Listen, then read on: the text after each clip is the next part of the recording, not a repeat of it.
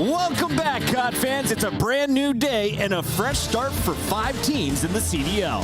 Roster Mania is in full swing, and we've got new rookies in the league looking to make their mark.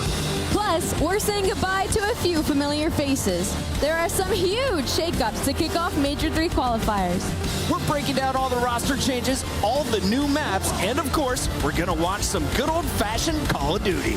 It's all coming up right now on the Call of Duty League.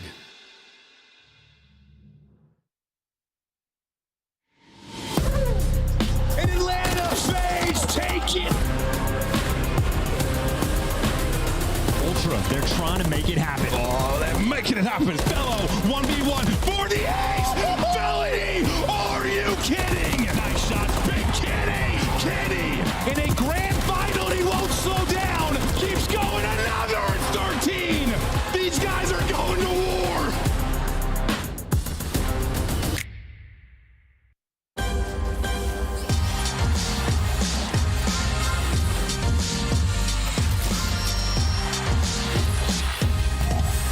What's up, everybody? We missed you all, and you missed plays like this from Chris Lair as Simp and Atlanta FaZe shut down the opposition in Miami. They claimed the Major 2 title and the #1 spot on our power rankings once again. Welcome back into the CDL, everybody. It's Chris Puckett alongside Alley Cat and Nameless here at the headquarters desk. And Alley, I want to start with you. Atlanta FaZe picking up Draza. They thought they needed some extra firepower. They got the job done. Yeah, and firepower in the sense of just confidence, too. Not even in the slaying department. All right, so that's FaZe on top. But now we've got a bunch of other teams trying to catch up, right, Ann? Yeah, we got a bunch of teams trying to catch up. As you know, we have 4 splits throughout this season, and you got to get top 8 to make it into champs. We had 5 teams make roster changes, which we'll dive into here very shortly. It's going to get interesting. First, though, we got to show some love to everyone who came out to Miami. Remember, there's just 4 majors, and Major 2 was a banger with a sold-out crowd. We had so much fun. Fans lining up outside, inside, everyone waiting for their chance to storm the stage. And they were in for a good show. Our top 4 seeds making it all the way to a Sunday. And actually, that's kind of surprising because usually there's at least a couple of upsets. But unfortunately, the biggest upset on the weekend was the hometown team not being able to make it to Sunday. But who did? Our top 4 teams from the seeding qualifiers make it to Sunday, and it's Atlanta FaZe that end up on top.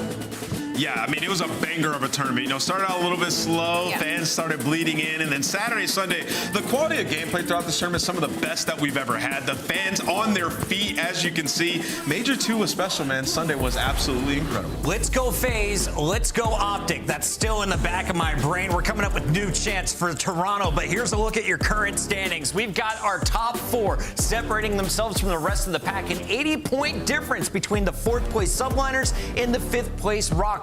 Everyone, though, fighting for their spot in the top 8. That is a huge disparity between the top 4 and everybody else, but I want to focus on the bottom 4 because all of those teams made changes. We are at the halfway mark of the year, so it's do or die for them to make that champs run. That's right. These teams like Boston Breach desperately need dubs, and you need them right now because you have a 3rd major just a few weeks away. We are past the halfway point here on the season, and it only gets hotter from here, Nameless. Yeah, and we're going to Toronto. It's going to be a great time. The venue is always amazing. They set it up really well. Shout out to the team over there at the Toronto Ultra. I just can't wait to see all the fans out there, man. It's Major 3. We know how pivotal of a point this is in the season to get those points. It's going to be incredible. Well, this is probably the largest shakeup of any rosters that we're going to see this season as 5 teams making changes, 7 players now into new starting lineups. Let's take a look at everyone who's involved. 2 players for the Breach. You got Joe Deceives coming back for Thieves. Real joins the Heretics. And then we got some old names like Standy and Gunless alongside some fresh faces in 04. Let's start, though, with Boston because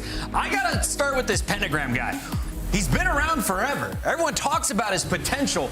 Now Boston feel is the right time to bring him into a starting lineup. To do so, though, you had to bench folks like Slasher and Asim. Yeah, I mean, this guy's been around since 2018. It almost feels weird to call him a newer player or a rookie, but it's finally getting his chance, right? But for Boston Breach, for me, this is a huge risk. I don't necessarily dislike the move, but benching players like Slasher and Asim, who are known to make teams better, not only as veterans, but also ring holders, it's gonna raise a lot of pressure pressure for players like Pentagram to get plugged into this roster. I mean, but look, Allie, like this team is dead last in the standings, right? Like, and for Slasher, exactly. And for Slasher and Asim, now granted, I thought that they played great individually. The team wasn't working that well, right? And it seems like what we're hearing from the camp is they really believe in Snoopy and they want to put players around that will enable him to play well and give him some confidence. And Pentagram could be that guy. You're talking about somebody who deserves the chance. It is him. The guy's been around for a while. 1-2 lands in MW2, first in stage 1 playoffs online in this game, got himself a good amount of money there, and he's been performing individually, right? So he has been naturally brought up from Boston as well on the academy team, and he's ready for his start. Let's take a look at some of his numbers. Pentagram doing work there in challengers. 80 tournaments, though, is the stat that stands out to me. You look at all of Las Vegas Legion, you've got players with less than 15 LAN events or 15 tournaments total. This man has 80 in his career. Like I said, it's weird to kind of call him a rookie or player being brought up, but again, he is going to have that confidence as well, knowing that he's played so many times. He's not going to get nervous. Yeah, there's no more for him to do in challenge. Yeah. He's been in there for a very long time. You can see his tenure there since MW19. So it's time. He has his chance, and I'm super excited to see him. Excited for Pentagram. We're also excited for the return of Beans, and I can't wait for my first Monster Winner spotlight because this guy is always an entertainer. But the graphic says it all. Beans bring in the gas Boston feels they need to climb back to the top. It's been a minute since they're in the top 4, and he was on the roster when they did it. Yeah, he was. So for Beans, like, they're bringing back this energy, right? Maybe that's what Snoopy's going to need, because Beans, I mean, the second he was plugged into this roster, bang, top 2 seed during the Major 2 qualifiers. They go on to place top 4 at LAN. Unfortunately, it was a bit of a landslide since then. They lose Vivid, bring in Crep, and then it's a couple of top 12 placements, and Beans doesn't find himself back in the league. But we were able to see what he was able to bring to Boston and what he will continue to, hopefully, with this new roster. Look, he's a highlight reel player. I mean, we saw some crazy moments up against Optic. I know a lot of people remember that on LSCLO with the sniper in his hands, a great control player, brought a lot of energy. There's a lot of criticism on his communication, which I'm sure he has worked on down there in challenges, and he has familiarity with the players around him as well, like Snoopy. So for Beans, getting this next opportunity after going down to the gauntlet is massive for him, and he's got a good supporting cast. With no action in the last 2 weeks, there's been a lot of talk on Twitter, good things and bad things about the Boston camp, and Censor came to the defense of Boston Breach and why they went with these 2 players. Here's what he had to say. Pentagram has been our CDL substitute since the beginning of this game. Pentagram has been shafted by this organization 4 different times. This organization got dead last 4 times. Pentagram was not going to get an opportunity again. At that point, I said this is absolutely unacceptable. No. Because if Priest is going to move to a sub, that means Pentagram's getting shafted for a 5th time. And this guy's been in this org since last year. We're trying to build a foundation in this organization, and there's a massive conflict of interest, not just with players, coaches, GMs, the org, everything. Like, the conflict of interest needs to be unified. So at this point, obviously big changes are happening, and there's coaching changes, there's roster changes, there's player changes, and there's a lot of that's going down, and unfortunately, people got to get cut. That's just the way it is, and it sucks, but that's just how it has to be. Great to have a little clip there from Dope Check. If you want the full context, make sure to check that out. But I think Censor was just pointing out that Pentagrams deserves the opportunity. But here's where the community is making their argument. How do you get rid of this guy? You got a world champion, a person who has taught other teams how to play Search and Destroy and always puts up positive numbers. Look, Chris, it's tough. Slasher's a beast, right? He had some great moments, especially at the first LAN. Big performance throughout that series. Just they haven't been able to get it done. And you know, I know a lot of you guys maybe just hearing that clip for the first time. I would encourage you to go listen to the full context of that. Him and Slasher were discussing something else. But in terms of that excerpt of what Censor was talking about with Pentagram, he does deserve this spot. I do agree with him, right? Like the team, if they were in a different spot closer to top 8, right? Like, then I would say you keep those 2 guys. But for the position that they're in, they have to make a big change. They just have to. And unfortunately, it's for Slasher and Asim. And of course, Asim was a big surprise for a lot of folks. After seeing him come in, it looked like he was the player to bring new life into Boston for stage 2. An early exit as he is already off the starting roster. And this is not anything new here for Asim. He's been all over the block. It's not. This is honestly one of the most painful roster moves, I think, for me to see Asim get kind of shafted. Once again, you can see over a timeline it's happened over and over again. And what's insane is every time he does get shafted and put onto a new team, he makes them better every single time. He's the revenge game master when he goes up against his old team. So it's just unfortunate. Yeah, I think Boston were tasked with a very tough decision. They had to build around Slasher and Asim, or they had to build around Snoopy. They put their eggs into the Snoopy basket. Yep, going with the Rook. They went with the Rook, man. And you could see like the moments these guys have had. Asim Slasher won a tournament together. Asim and Challengers, dominant, won the first tournament. He's had huge series and huge moments. You can count on him. So really, I mean, Boston management putting themselves in the spotlight here. Like, we're committing to Snoopy. They're in 12th place with only 5 wins after 2 majors. They look to improve that number starting with their online qualifiers this weekend. Slasher and Asim are out. You're going to see some fresh blood in. Congratulations, Pentagrams and Mr. Beans arriving back to the top. Let's take a look, though, at another squad making moves on the opposite side of the coast. We had Boston making 2 moves, LA making just 1, and they're bringing back a familiar face. They're bringing back Joey DeCeves, and this is honestly, if we go back to when they first were making changes, I thought Joey D decided to should have stayed on this roster when they first made that change. But I will say that when he's gone down to challengers, I hope he's learned a lot more. For me personally, I think this is his last opportunity to prove himself as a player to deserve to be in the league. He's got his chance on LAG. He was on LA Thieves at the beginning of this year, had to get shafted, goes to challengers, places second, get reverse swept at Miami Open. So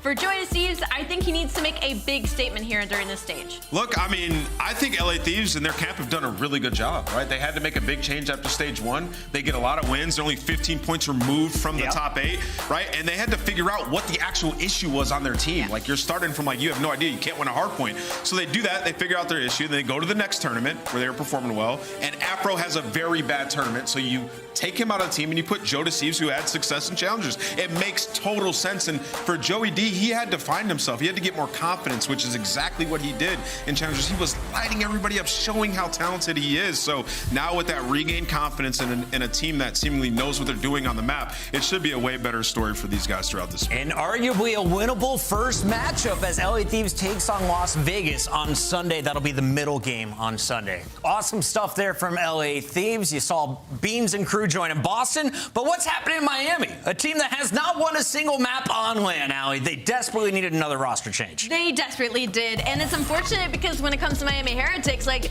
there's not a lot you can point out and be like, this is the issue. Like, you can't even look at Aaron Boom and be like, you're the reason this team is losing. They have just fallen short since that opener Major 1 qualifiers of this season. They've lost their pace, and now they're hoping Real, getting plugged into this roster, will be able to fix some of those woes. Yeah, I mean, I would hate to be the 4th player in that spot on this team, but at this point, guys, I really do think they need to just commit to a roster. You know, for Real, he should have been in the league from the start, right? Like, he had some visa issues. Miami have figured that out, and it's a perfect fit, right? Like, he is from the same region. He speaks the same language. He can play well with this roster. So for Miami Heretics, they did need to make a change. Maybe you could argue it needed to be a 2-man, but it's just 1 for now. I think this is awesome, though, for Real. You can't ask for a better landing spot. You got your position in the league, and then that got ripped out from you for stuff you can't control, like your visas. Yeah. Now you come back to the CDL, but you're playing alongside people who speak your native tongue, your native language. This is the best possible landing spot for Real. Everyone talks about what he brings to the game.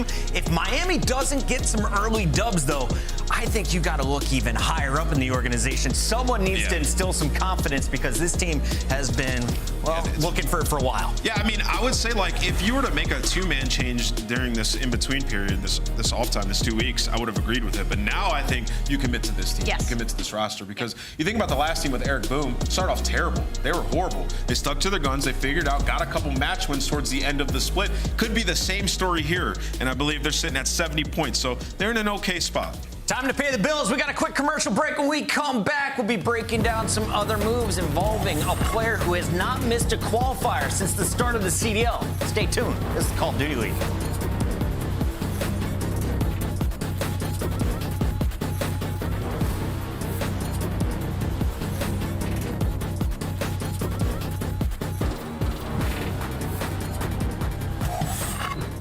Upgrade your game with a Scuff. Save $30 on the official CDL collection at scuff.co/CDL.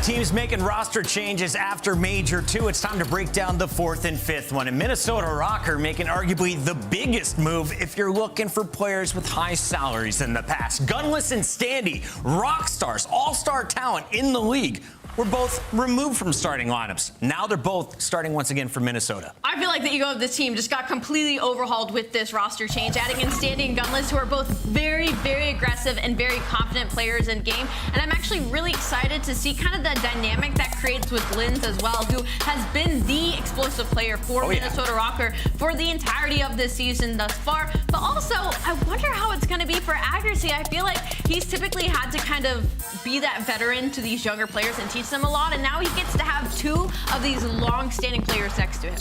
Yeah, I mean, that's definitely a good point of this team, right? Like having 2 guys who've been around the block a little bit. For Standy, I think he has to be humbled after seeing what happened with Vegas, right? Yeah. Like he gets taken out of the team, a guy comes in, dropping a 0.7, and the team's way better. That says a lot about how you maybe have been approaching the game. So for Standy, hopefully he can figure that out. And then with Gunless, definitely deserves this chance. Did a great job in challenges at the last tournament, had a huge performance.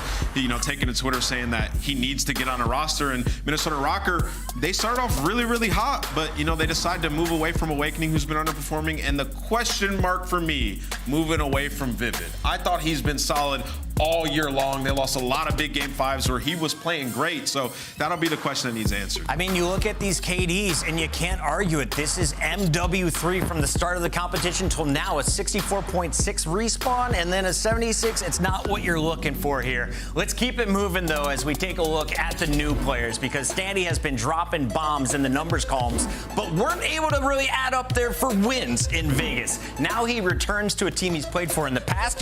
What do you think of the King return to Minnesota? I mean, you want to talk about slaying, you're going to talk about Standy when it comes to respawn, right? I mean, this is a guy that is continuously battling on those front lines, and I think this is what Minnesota Rocker needed. They had the fundamentals. They didn't have the slaying. They put in Gigawake, expecting him to drop the numbers like we saw last year, and unfortunately, it just hasn't been his game thus far. So what do? They plug in a player like Standy. I was actually surprised. He was just 0.8 higher than Vivid there on the Slayer rating. But let's talk about this guy, a player that we expect to drop bombs, Gunless, had that potential in previous titles. How long has this guy been playing at a pro level? It's been a long time, man. I think all the way back to IW, where the man was frying, right? Like when I think about Gunless, I think about immense talent, a guy who's 3-0ing me, gunning me on the map, and a guy who can do it all with any weapon. He has MVPs, he has championships, but his mentality has been something that's been in question in the past. People said he was toxic to teams, so he's went down and he has figured that out. That's what he's been working on for so long. And one of the last times we've seen him in the league is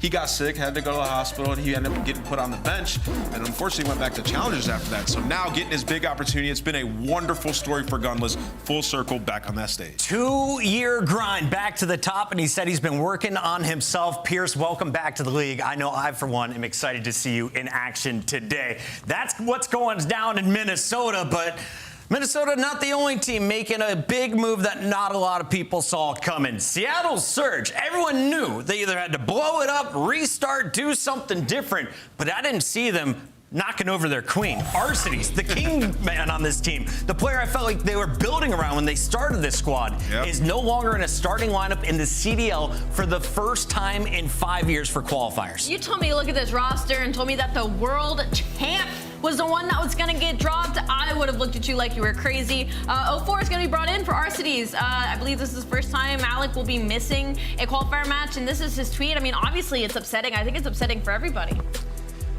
Can't wait to see what he does. Hopefully he gets into a content crew, because this man is too talented not to showcase his gameplay.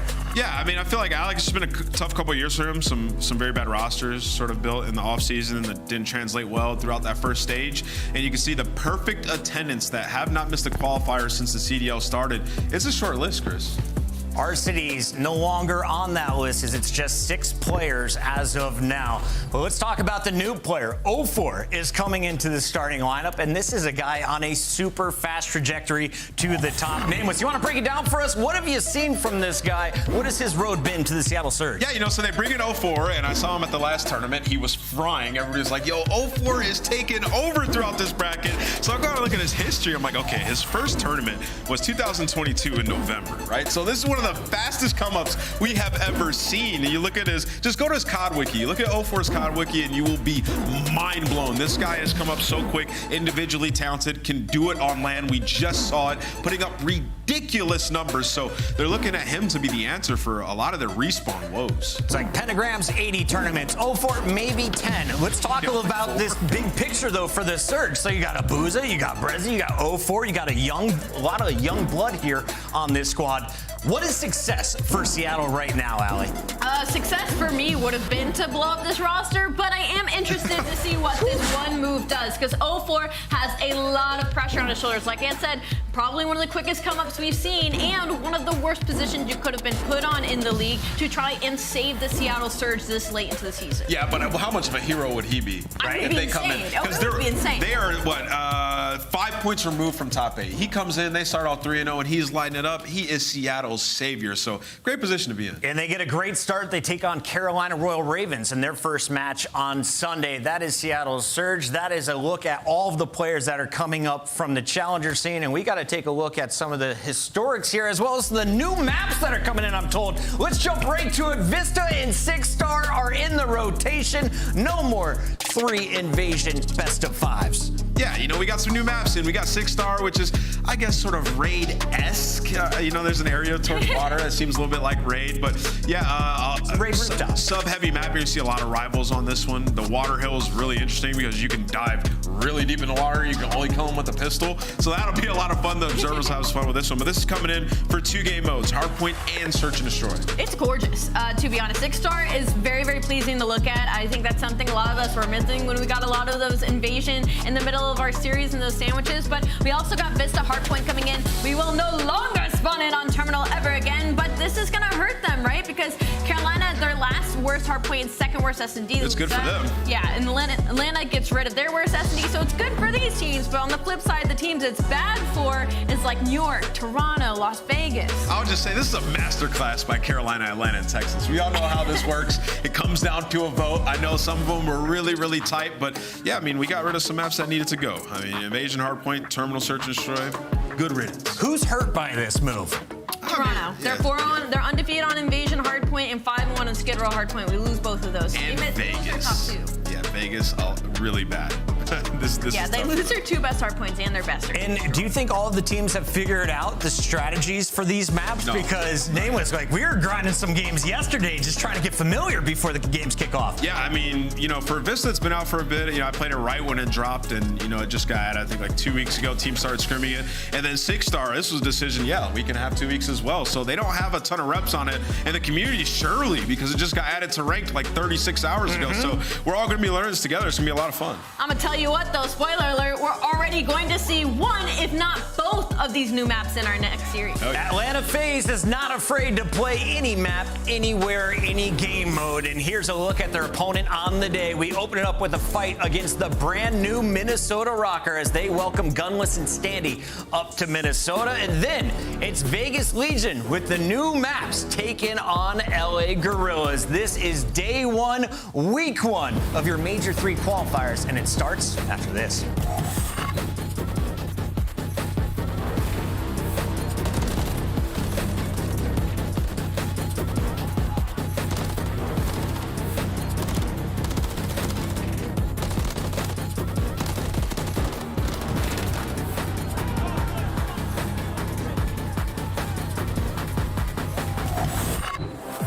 Slice up your competition with the Executive Chef Operator, now available in-game in the Call of Duty store. The Call of Duty League is brought to you by Monster Energy, the official energy drink of the CDL.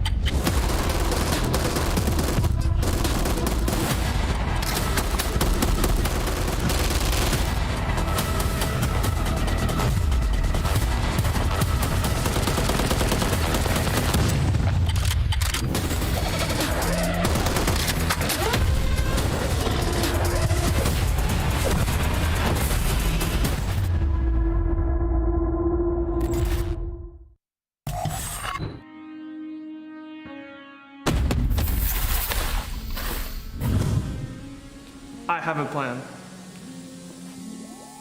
Crazy with the rage, dangerous and rage. Goes for one, goes for two, goes for three. I ain't wanna take light, look into my eyes. I'm a killer inside, coming for the prize. Do you really want these problems? I put you in that coffin, but I'm never Johnson. You quit this ain't to stop it. Hungry for the beef, leave you obsolete. See my lines deep, see me in the streets if you want the heat. Yeah.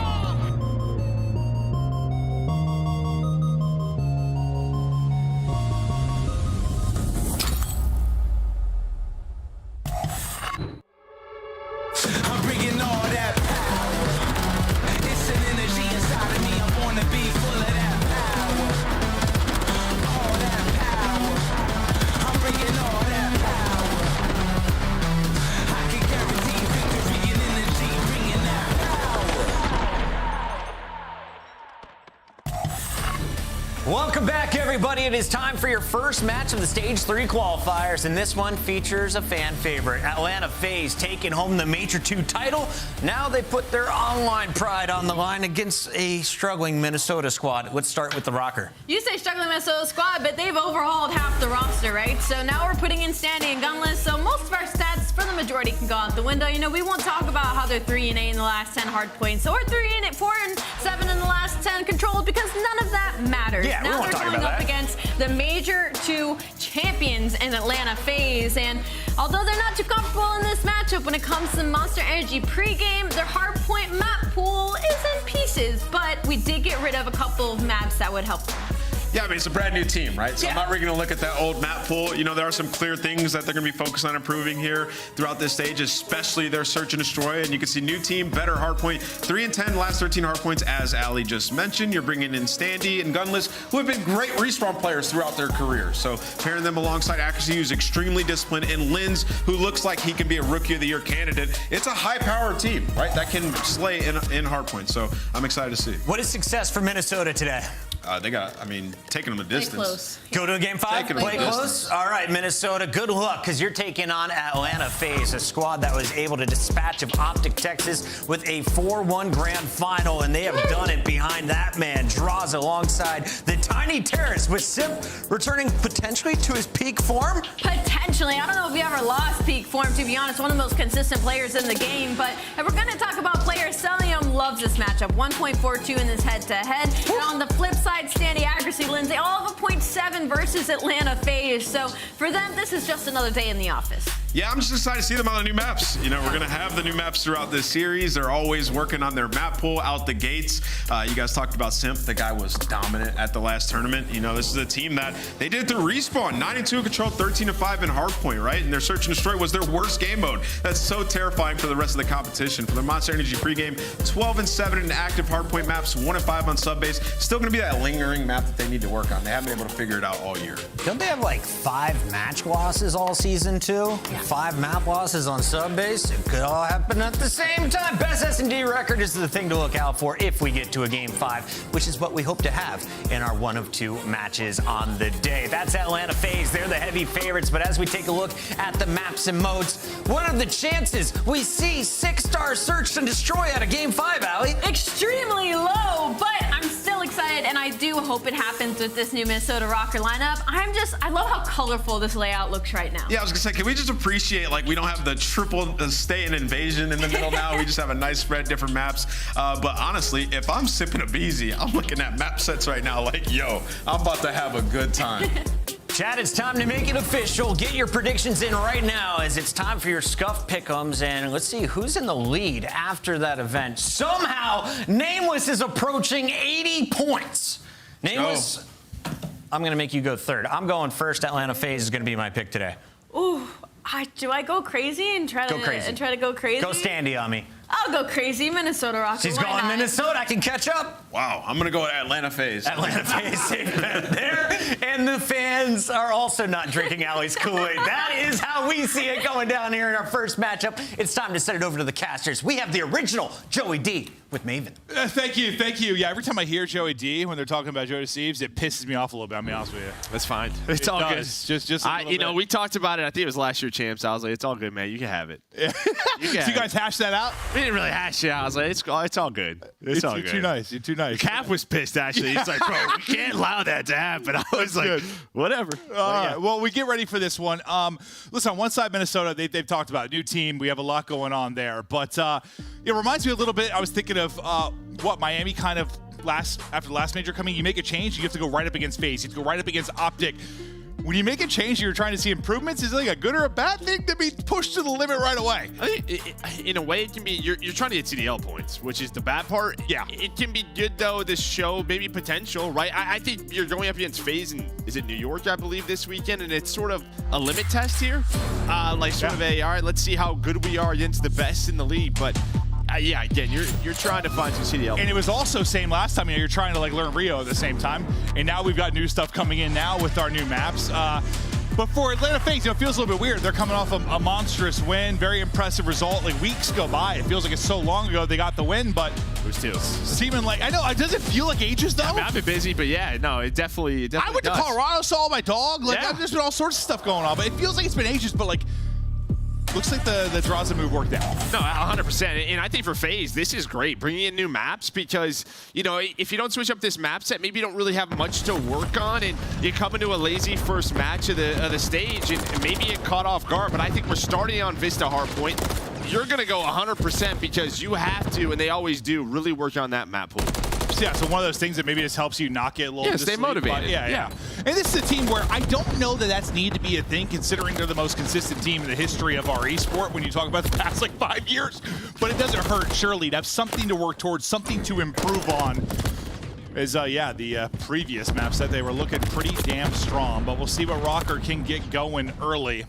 It's, this new duo, kind of a Linz and Standy. Excited to see that, and I know Gunless has been, when he's at his peak, one of our favorite players to watch. I know it's been a while since we've seen him in that form, but when this guy's in his bag, he's disgusting. No, and obviously, he's talked about teamwork being very important, and that teamwork, he's trying to bring it to this Minnesota Rocker team, and I think Accuracy and Gunless, I don't think there's going to be a worry there. They're going to figure out a way they want to play Call of Duty and try to get the entire team on the same page. I'm kind of interested to see how this Linz Standy duo does play out because you had Vivid here. Vivid, very fast player. I think probably set up Linz at times. Standy, I think he kind of be the opposite. Slower, sort of finds his kills, but it may put Linz in a bit of a tougher scenario. One, it's becoming more of a conversation, especially with this title, because early on, sort of your sub-duo wasn't a thing as much. Now we're getting some maps and modes where that's very much starting to become a thing. Your sub-duos are taking over. You saw the Simp and Abizi that you were used to seeing at that last event, but so far, so good. Now, we talked about the teams a little bit. Joe, let's talk about this map a little bit. Well, I was going to say, Accuracy just got blessed with a spawn right there. Vista, I think what we're really going to focus on is P3 and P4. They are, for whatever reason, right next to each other in that rotation, but I think this is where you can really find a giant lead here because I think Vista and Six Star, from what I've seen, still very early. There is, it's sort of old CODs, a lot of spacing. If you get put in the bad spawns, it's going to take some time to work across the map. Yeah, well, usually we want our hard points to kind of crisscross, right? When you think about it, we go north to south and east to west as we try to get across the map. But yeah, no, this one you're going to kind of stay left side, try to rack up some time. Celium trying to explore the outskirts of the map, and he's going to get punished. Gunless comes through with 2 as well, so 3 will drop. It's Linz then also looking for number 6 and potentially a streak in his bag. And now a lead change here for Rocker. So as you talk about 3 and 4, a moment now for Rocker to pounce. And this is what I mean. If you are FaZe now working these 2 hills, you have to go together. You cannot get staggered. You have to play your life. Old traditional hardpoint at a moment of some of these hills. So they do a good job. Draz is able to win the final one-on-one. But as you said, we're staying on this left side for P4. And what's interesting about P4 is this hill wraps all the way around that wall where Accuracy is right now. So you can at least contest this if FaZe does get pushed up front side. Well, it was a good little flurry there from FaZe, kind of get into the last hard point, find a wave of kills, maybe put some pressure on this early point, but that doesn't come. The next wave, it's all Rocker. They lock it down, they get set up, and now the moments you're talking about, FaZe have got to be disciplined. Cannot be staggered, have got to look for the push, because this has been all the way up Rocker. is standing now winning an awkward one there on the steps, and he's on 4 in a row. Dipping and diving, maybe towards some streaks of his own.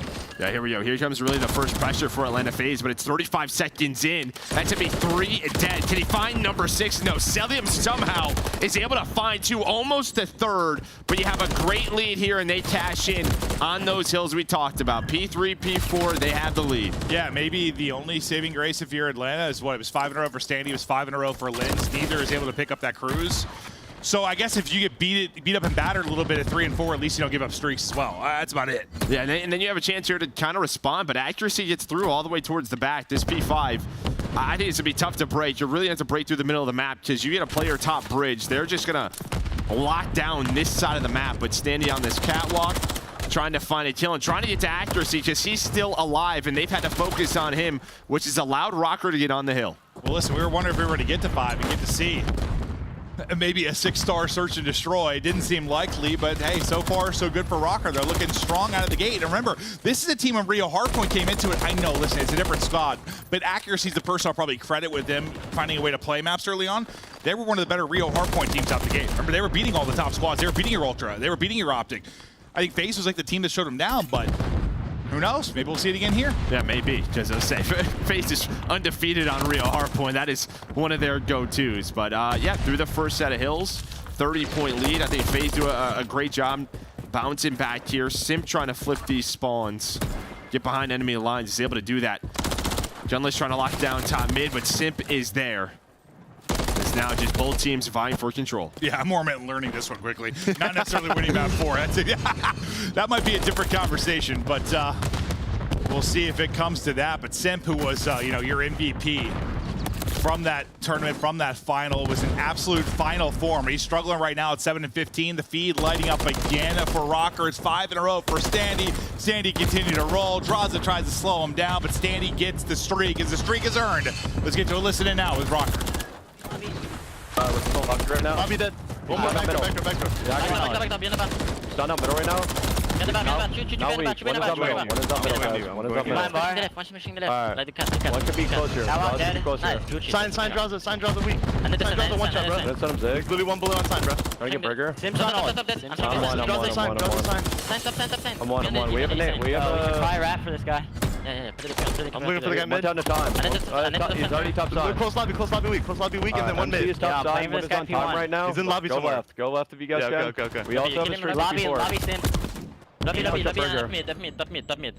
Can you kill lobby for me or no? I can't. Sim's still lobby. Tower dead up middle. I'm still lobby. Top sign, two. Top sign, one bullet. Absolute top sign for you. I got P1. I study your middle for you. I'm pushing the guy's sign. I bring P1. I bring P1 for you. Low time of BZ. One time. You one dead. One dead on you. Time. Time. I bring middle for you. Sign one bullet. Absolute time. I need help. One bullet sign right now. One up middle as well. Sign up middle. Zip is time. Two sign. 3 ult. Last 3 ult. I'm looking Middle, short. right? I'm doing a move. Tamid. Sim. I try to go through burger. I'm mid sim. Yo, sim. They're going lobby. Sign in lobby. Go through lobby. I'm blue. Okay, I'm blue. I don't think they got short. He's already lobby going P1. There's two lobbies to P1 right now. For stuns. You have blue? Yeah, have it. Burger dead. Go on. They're gonna be lobby, guys. I'm trying to block it. Time. This one dead. Let's go lobby. I'm pretty sure, guys.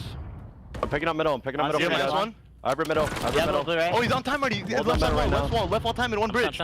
He's left wall time. Dead up middle. I'm left wall. I'll pick up low. One slow. Heavy low. Low. Chulo. One blue stairs. One top blue stairs. I'm running up this guy. A lot of time for FaZe during that. You're answering back if you're Rocker, but one thing kind of stood out to Joe, and I was just gunless in that. He's always had solid comms, but I think you said kind of reminded you of Fellow a little bit. Like, yeah, very monotone, but sort of, hey, can you help me here? No, all right, I'll help you out. What are we watching? Yeah, great small talk out of Gunless.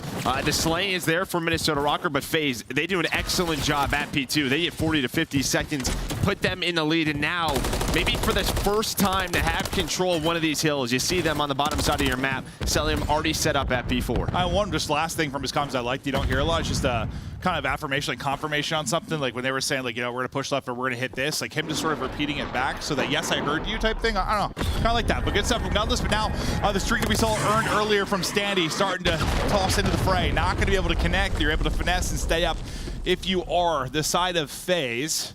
They come through with 3 on the feed in that sequence as well. We hop over to Sim's POV, who was once, 7-14, 7-15. He's really started to fire back as he's gotten to about even, and probably a big part of why this game is starting to swing in their favor is now he's melting. Yeah, I think him and Draza at P2 really got going. Draza, we heard it in the listening, like top sign over and over again. Yeah. He locked down this position, and now Sim getting going, looking for number 5. He hits it, and on rotation, you have Draza trying to find it, but it is a foot race across the other side of the map. But I think Draza actually finds a timing against accuracy. He does. Now can he get some help? Not gonna happen, and Lins wins a big one. I think my reaction was the same thing you saw from Simp on the camp, because he's thinking he's got a streak. He loses one. That's a great gunfight win there from Lins. Now you got set up in the hard point. You made sure no streak come in, and now we get down to the nitty-gritty, the final moments of this one. Once again, it's Lins with a drop shot that's making Simp pay. Just can't quite track him. Lins finally traded out. Flurry of kills. Who's still standing tall, though? It's Gunless. Just using the bridge as best he can till the reinforcements come. Yeah, that's why you have to control P1 on this hill, right? Just those angles, because if you could force them to push down low, you have the top bridge, you have P1 control, it is just going to be free kills all day. But FaZe do a great job breaking on through that P1, getting that angle on the Gunless on the hill. Now 20 points away from winning Vista. And listen, I know you're playing against a new team, it's a new map, but the difference for FaZe this year has come in the hard point. These last few years is where the struggles have been. In the clutch moments at times, the wins have not been there. They've been going hard. They've been doing it late in games as well. Another chance to close one out with 15 more points needed, but these are the improvements these guys have wanted for years. Right now, they're working. Yeah, they are. Now 10 points away as they win this rotation.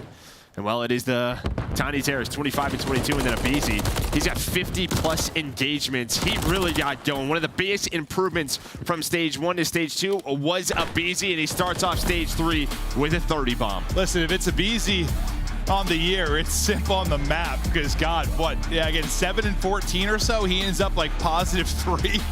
He's sort of erupts over the mid part of that game, and a big part of why they start to rally, as you said, kind of at P2, but they go up 1-0, and okay, so I know you've played, I think when you were streaming, you played with some of your viewers on, you maybe hopped into Ranked, checked it out as well. You've watched some scrims, I know, too, as you talked to Crowder and some of the FaZe guys, but now seeing it in official competition, what were your thoughts? No, I think good. I think it has a good pacing. Again, I think you're really going to have to take your time to break those P3s and P4, sort of traditional COD, where if you get staggered, you're just going to get smoked off the map. But yeah, I think there's just some elements. There was that one spawn from accuracy early on, I think at P2, where he kind of flipped the map. A little bit unlucky for FaZe. They're going to go back, make sure that doesn't happen again. But yeah, everyone's still learning. No, I like to hear you sort of reference traditional COD because, there's newer fans where, once we hit sort of the advanced movement era, it sort of just like a hit it, keep sitting in bodies. And then, once we got into squad spawns and whatever came after that era, it still was kind of like hit it, like throw bodies at it. But every now and then, the game kind of plays how you want it to. A little more traditional. Take your time, work as a team, set up and collapse. Yeah, no, it really. I know I triggered a bunch of stuff there for you, Joe. It hits home when I can just watch a map and it makes sense to my brain. Which has been developed by Call of Duty. So yeah, I think so far there wasn't. Again, a couple of spawns are going to happen. Our teams are going to learn how to not allow those to happen. Yeah, how to block certain spawns, but so far so good. It's kind of the big tale was that P3 and P4 we kind of talked about, and you saw FaZe, at least on the second set of hills, able to break that P4. The cruise doesn't work for Minnesota Rocker. You can see they had that 40-point lead, but then the red just starts to go vertical. Yeah, so I mean, solid win there for FaZe, but also, I mean, listen, it's early, but it's all map at a Rocker too, in the sense that you got a new squad. Like to hear some of the comms from them. Unfortunately, things were kind of unraveling as we went to listen in, but you were in the lead till the midway point of that game until FaZe really started to get it going. Now you try to bring it back on Search and Destroy, and for Rocker, yeah, I mean, for a while there was just like the game 5 was their weakness. Like they just got to so many game 5s. We weren't really sure like if a change was going to come because they were surprised by it. Yeah, because they were so competitive, but it just gets to a point where it's like, it's really cool you're competitive, but like we need CDL points. Like it's great job. Like you guys. Well, yes, I'm surprised maybe it's a 2-man move instead of one. Yeah. I think stage 1, major 1, you hit top 4. And you could see throughout stage 2, yeah, they were competitive. Taking the best team should have won some of those matches. And you're just like, all right, maybe this break will help them, but then a 2-man change comes in.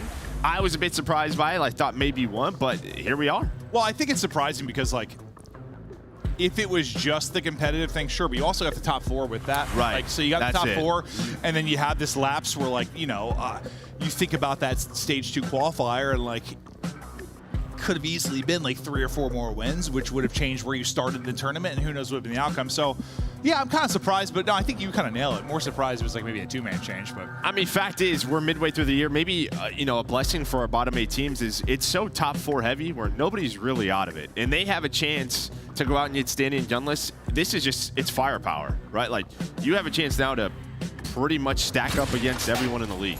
Yeah, and we're going to see like if this added firepower is really going to be what's going to solve maybe some of those issues, because a lot of times, like when you're losing those game 5, it's like really tight series. At least in my head, it's not usually like a firepower thing. It's what little small mistake do we make here? What small mistake do we, like, you think of the things that plagued Boston, plagued Rocker. That's how I usually look at it, like little mistakes here and there. But more often than not, when you're on the cusp but not quite hitting it, you try to add some firepower. And speaking of firepower, you see Celium in Search and Destroy.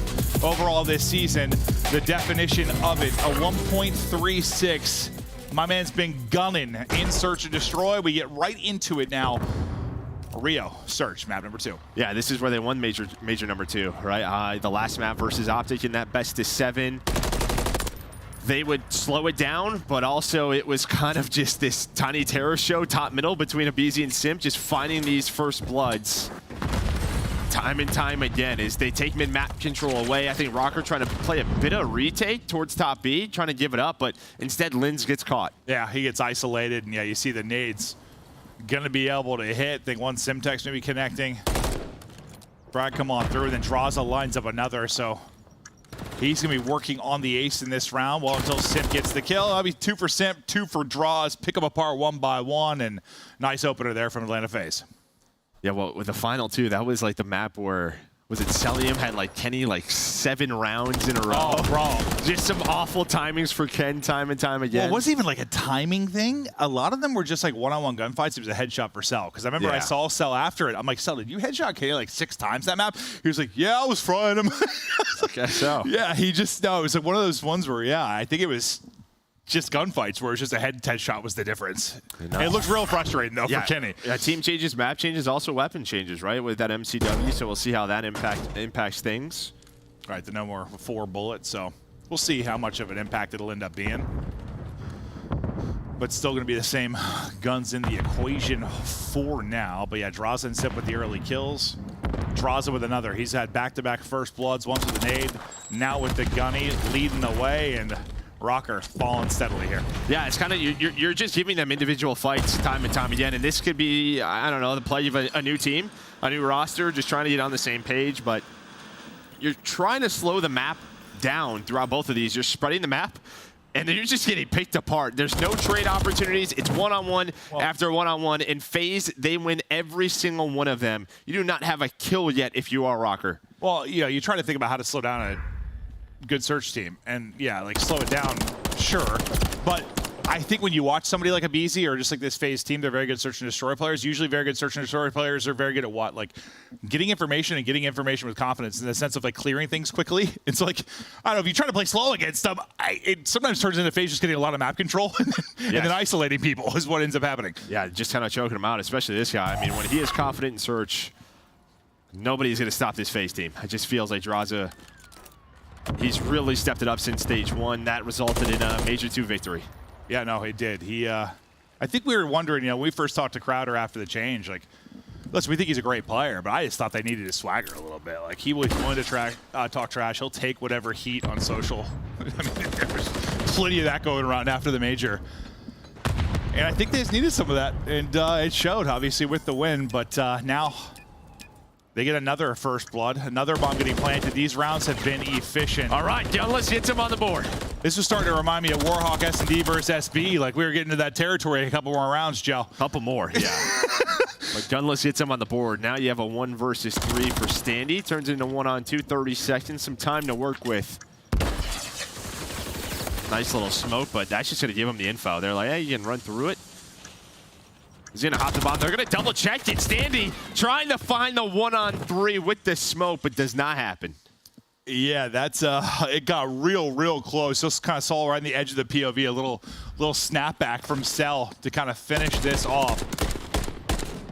Honestly, I thought his character model looked a whole lot different than that actually ended up playing out.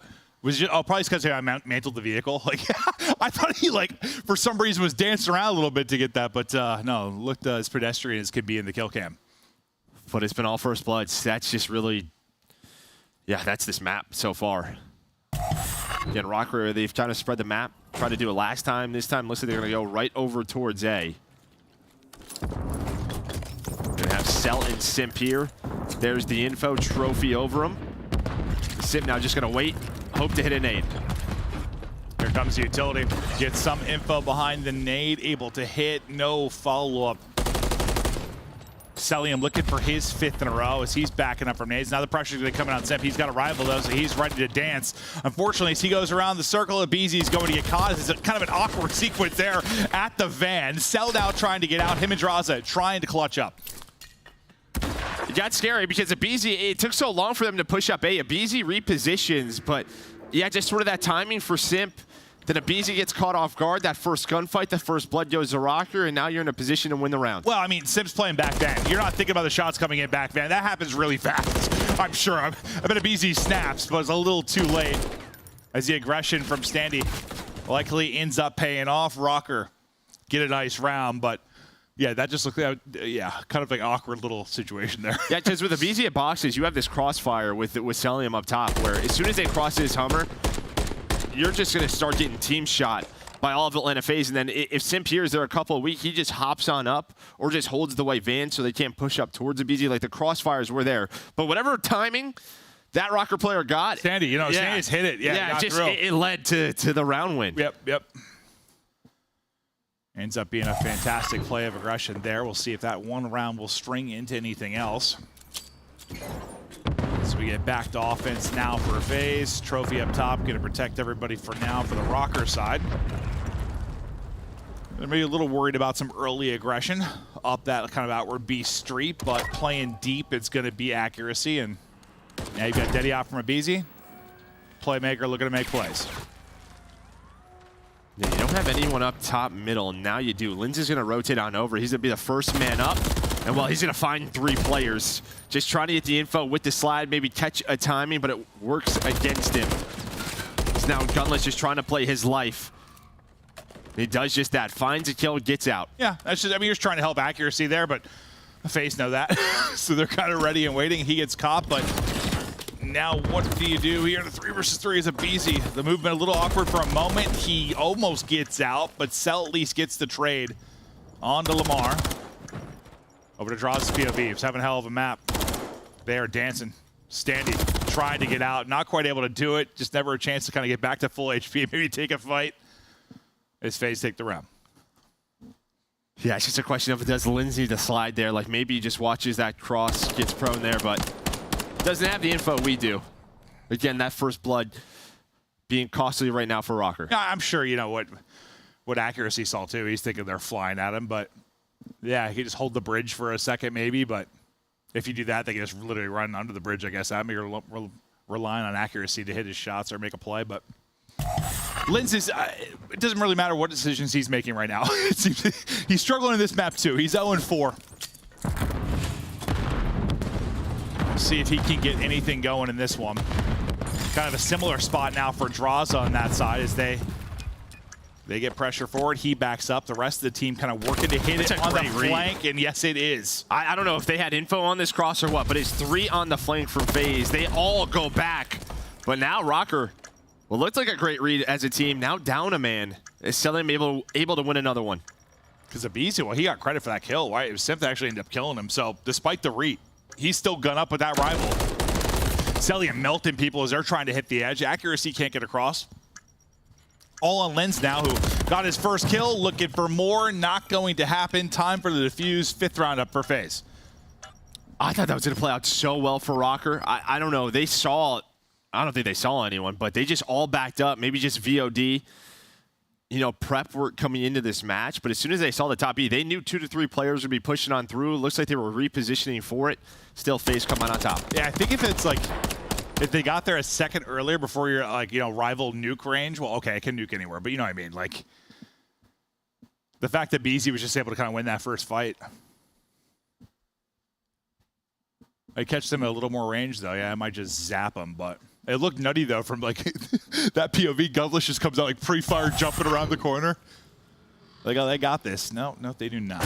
So one more round needed now for FaZe. And it looks like they want to hit this as they're working right to be. Lone man for now will be Lens, who still looking to really make his presence known within this map. Yeah, and FaZe, no, I mean, they've done this a couple of offensive rounds now where they've just taken B for free. So bomb planted, 40 seconds. If you're going to play for these retakes, this is where you have to cash in if you are Rocker. Giving up this spot now, trying to use the smoke from Standy. Almost catches a BZ. But after all of that, after the smokes are down, it's still a 4 versus 4. Time dwindling now. 25 seconds to go. BZ reposition. Snapback takes a second, and once again, just able to weasel away. Castell's POV, pistol up and pistol a pop, and last man up. It is accuracy. Looking for the 1v3 ice. Not gonna happen. They send it at him. It is calm. It is casual. It is dominance there from Atlanta FaZe in the map 2. 6-1. It's all smiles, and yeah, I think you kind of nailed it. Like, listen, I think it's a lot of things. It's like a perfect storm in a way. Like, Draza coming in for this team has been huge, right? Sellium has just been Sell. I think he's just been a constant for them these last few years, even talking about the position stuff. But like, even with Simp being like in the MVP form, the biggest thing is like, Abizi's back being Abizi, bro. Like, I had no problem with like Simp winning MVP because he was God. But like, Abizi has been, once again, just a tear on the map. No, yeah, just playing confident and winning a lot of those first bloods. And that's just what FaZe do. Rocker opted to give up a lot of the map time and time again. And again, you can do that. Your executes and retakes, they have to be fantastic. And unfortunately, this is a brand new team. That is going to take a lot of time, a lot of repetitions to get on the same page. FaZe know that they win 6-1. Yeah, FaZe is just one of the better teams at, playing aggressive and not getting picked. They have always had that. That's why they've been a good search team. They can play for info. They can play for map control, not throw away lives. They've always been solid at doing that. And yeah, they dominated. So, I mean, so far, FaZe kind of came out, I guess, as you expect. They just won their last tournament, so not much we're looking at there. But what about Rocker? And what could he even take from that Surge? I thought Surge is going to take time. I thought the hardpoint was competitive. I mean, new map, new roster. They look solid on it. Okay, all right. Well, that will do it for our map 2. We're ready to continue on this best of 5. We'll see if FaZe can close it out in the map 3, or maybe somehow we go the distance. We get to see a 6-star. But for now, we go to break. When we return, it is Control. Never miss a match of your favorite teams with the Call of Duty League calendar sync. Here is the fun part. When you add a calendar, you'll also receive a squad up calling card you can use in-game. Upgrade your game with a Scuff. Save $30 on the official CDL collection at scuff.co/CDL. The Call of Duty Week is brought to you by Monster Energy, the official energy drink of the CDL.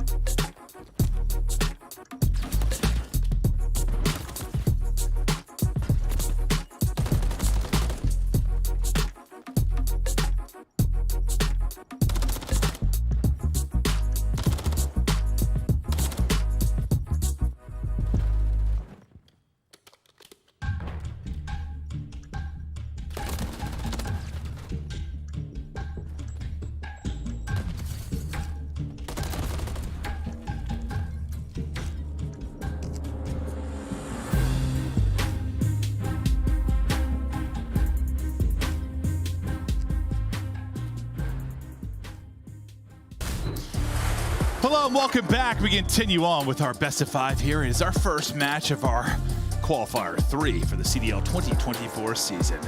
Atlanta FaZe versus Minnesota Rocker. We're going to take a look at some stats from Celium, who is very good at just about everything statistically.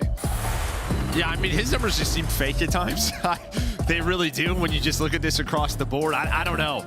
I'd love to just watch his POV for a bit, just throughout a match, but you can see it right there. He's #1 across the board, and you're kind of seeing sort of just some of the videos from the Opti side, the FaZe side, like the mind games between those two and how this man's just unfazed by whatever they do. Do you remember that graphic? I assume it was a CW year and not MW, but I remember, like, you know, I'd love to battle a production team on graphics and stuff. We had that one graphic we would show every time FaZe played that they were just like first in everything. It was just like first. I'm like, I was like, we gotta have something else. We show every map they play. Yeah. They were like first in every mode, but we gotta come up with something else. Yeah. But Cell individually, guy's an alien. Guy loves his KD around 1.2, but you saw there 4-1 on the year for FaZe. Maybe a map they haven't played too much throughout stage 2. I think it know, is vetoed against them. I think as well. You know, like versus a team like Opti, they were vetoing it. So maybe just another map they want to bring back into their map pool a little bit more often if they have the chance to. If they have the chance to. I can't believe I almost blinded you before casting today, too. Yeah, you sprayed. Yeah, I don't know. Hairspray in my eye. Yeah, well, I didn't know it was hairspray at the time, and I was trying to make sure Joe was locked in, and I think I shot hairspray in his eye. Yeah. That's a story for another time. I'm locked, baby. Don't worry about me. Step into the pit. Looking for some help. May not need it as he's bobbing, weaving, sliding, and now looking to push out for the final one, but he'll just clear the zone. Is the defense looking like the offense for a second there? They had 2 inside, just locking down A. Yeah, clearing that point, and then a couple of big individual gunfights here. One by Rocker, at least get out of this trap. The first one by Linz, the second one by Standy, and then they go right back into a 3-4 down scenario. So already 30 seconds off the clock here. Is Rocker gonna have to try to get out? The good thing for them is Junkyard is open. That's where Accuracy and Linz are gonna go. Gunless will find the first kill. Maybe that'll open things up over towards the A point, but not yet. Got to deal with a BZ in red. So much room to finesse and dominate there inside of red from BZ. Right out to mid we go, and Draza is roaring. Gunless nearly sent back the challengers with that gunfight. Draza's on one. I mean, that's just a little pop-up that hits. Yeah. You know, we've seen it time and time again. That pop-up hits, you lose him for a second, and then the headshot is in 15 seconds, or is this going to be a perfect defense for Atlanta FaZe to start? But that's going to be 3 dead, and on to the point we go. Nice recovery there. Yeah, no, they get out, and I feel like anytime you think it's going to be like perfectly bottled up, usually something happens. There's a last-ditch effort, but we'll see if it'll end up being enough. They still have a lot of progress to do. I imagine you're going to send a push of this to your face. There's 11.5 seconds. Why the hell wouldn't you? They'll try to set this up, but Gunless. It's funny, his only death was that gunfight. He dropped. Outside of that, he was 4-1 to that point. They get onto it. The contest is here. They are fighting for it. Abizi, Draza, get the kills. Time dwindling once again. You got to go if you are Rocker. Ooh! Nice little snap there from Linz on it at 0.1, basically at 0. You get on it, but you're cleared off of it.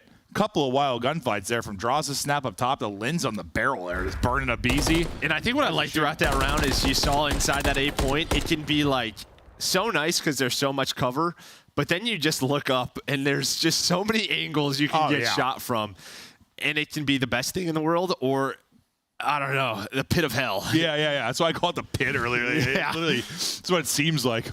Just so if you have your teammates around, you're like, I can win anything here. Yeah. If you don't, it's just like, all right, where am I going to get shot from? Yeah, you're like Natalie Portman in Black Swan, dude. You're twirling, just trying to find people. Sure, yeah, we can go with that. Yeah, I don't know. That's how I went to Ballerina Joe. Okay. But now to FaZe's offensive attack. We'll see if they can close things out with efficiency. Hearing one above and then snapping up top. Standy puts 6 feet under. Abizi, maybe the juice is flowing after he got gunned by Linz. My goodness, yeah. I mean, just these rivals are hitting. It's that initial snap. I swear the rival, sometimes you just kind of lose, and I think that's what we're seeing from some of these gunfights. But if you hit your initial bullet, I swear that thing is just a laser. Yep. No, that is Call of Duty in a nutshell. Hey, your first bullet. Welcome to Aim Assist Central. It's gonna stick. As Simp trying to stick people in the dirt and work towards this second bit of objective. Get that minute extension. They're also trying to win the fight out towards junk side. I think it's Draza that's leaking out that way. Already set up, kind of patiently waiting, will be Lin. So you've given this up. You'll let them get this minute. You're not going to risk the biscuit. Risk it for the biscuit. You're going to now wait, try and trap him in for B. I'm pretty sure they might have started risking it for some biscuits. Yeah, are we risking biscuits? There's biscuits everywhere, Joe. Yeah, to get back into this map. Yeah, A gonna go over to Atlanta FaZe, but on the opposite side of the map, you do have some nice positioning here. Standy needs to find Draza, and he will, to at least set up this layer of defense for Minnesota Rocker. Just give them all biscuits. I'll take a biscuit. Yeah, I kind of want a biscuit now, honestly. But you got to hold this off. You know, they get the offensive round, even though I know it can be favored on Karachi at times, and the hole just gets deeper. With some desperation, you're trying to stop this if you are Rocker. Standy trying to tuck away. Strong enough for the first, not quite for the second. Gunless now still inside of red. Well, a dumpster side alley. Draw's going to get caught as he starts to layer it up that way. You're kind of all over the map right now if you are FaZe, but Salim still finding kills. Yeah, I think they're just trying to get some map control and then sort of collapse onto the point. You're hoping Draza is able to work through the spawn. He's going to go for it again because Rocker have done such a good job inside of red, behind Lins, behind Standy, locking this down. And so what does that force you? When you're spawning Coop side, you kind of have to go through the middle of the map or work the defensive spawn. Draza just around this yellow card, just trying to find anything.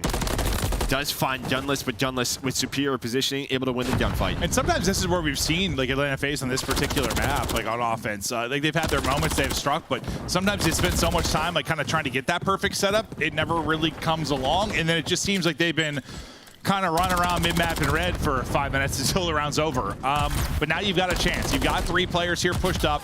Celium has turned this into a 3-on-2 towards the point as well. One's tracking back from junk side. That gets picked up by Cell as well.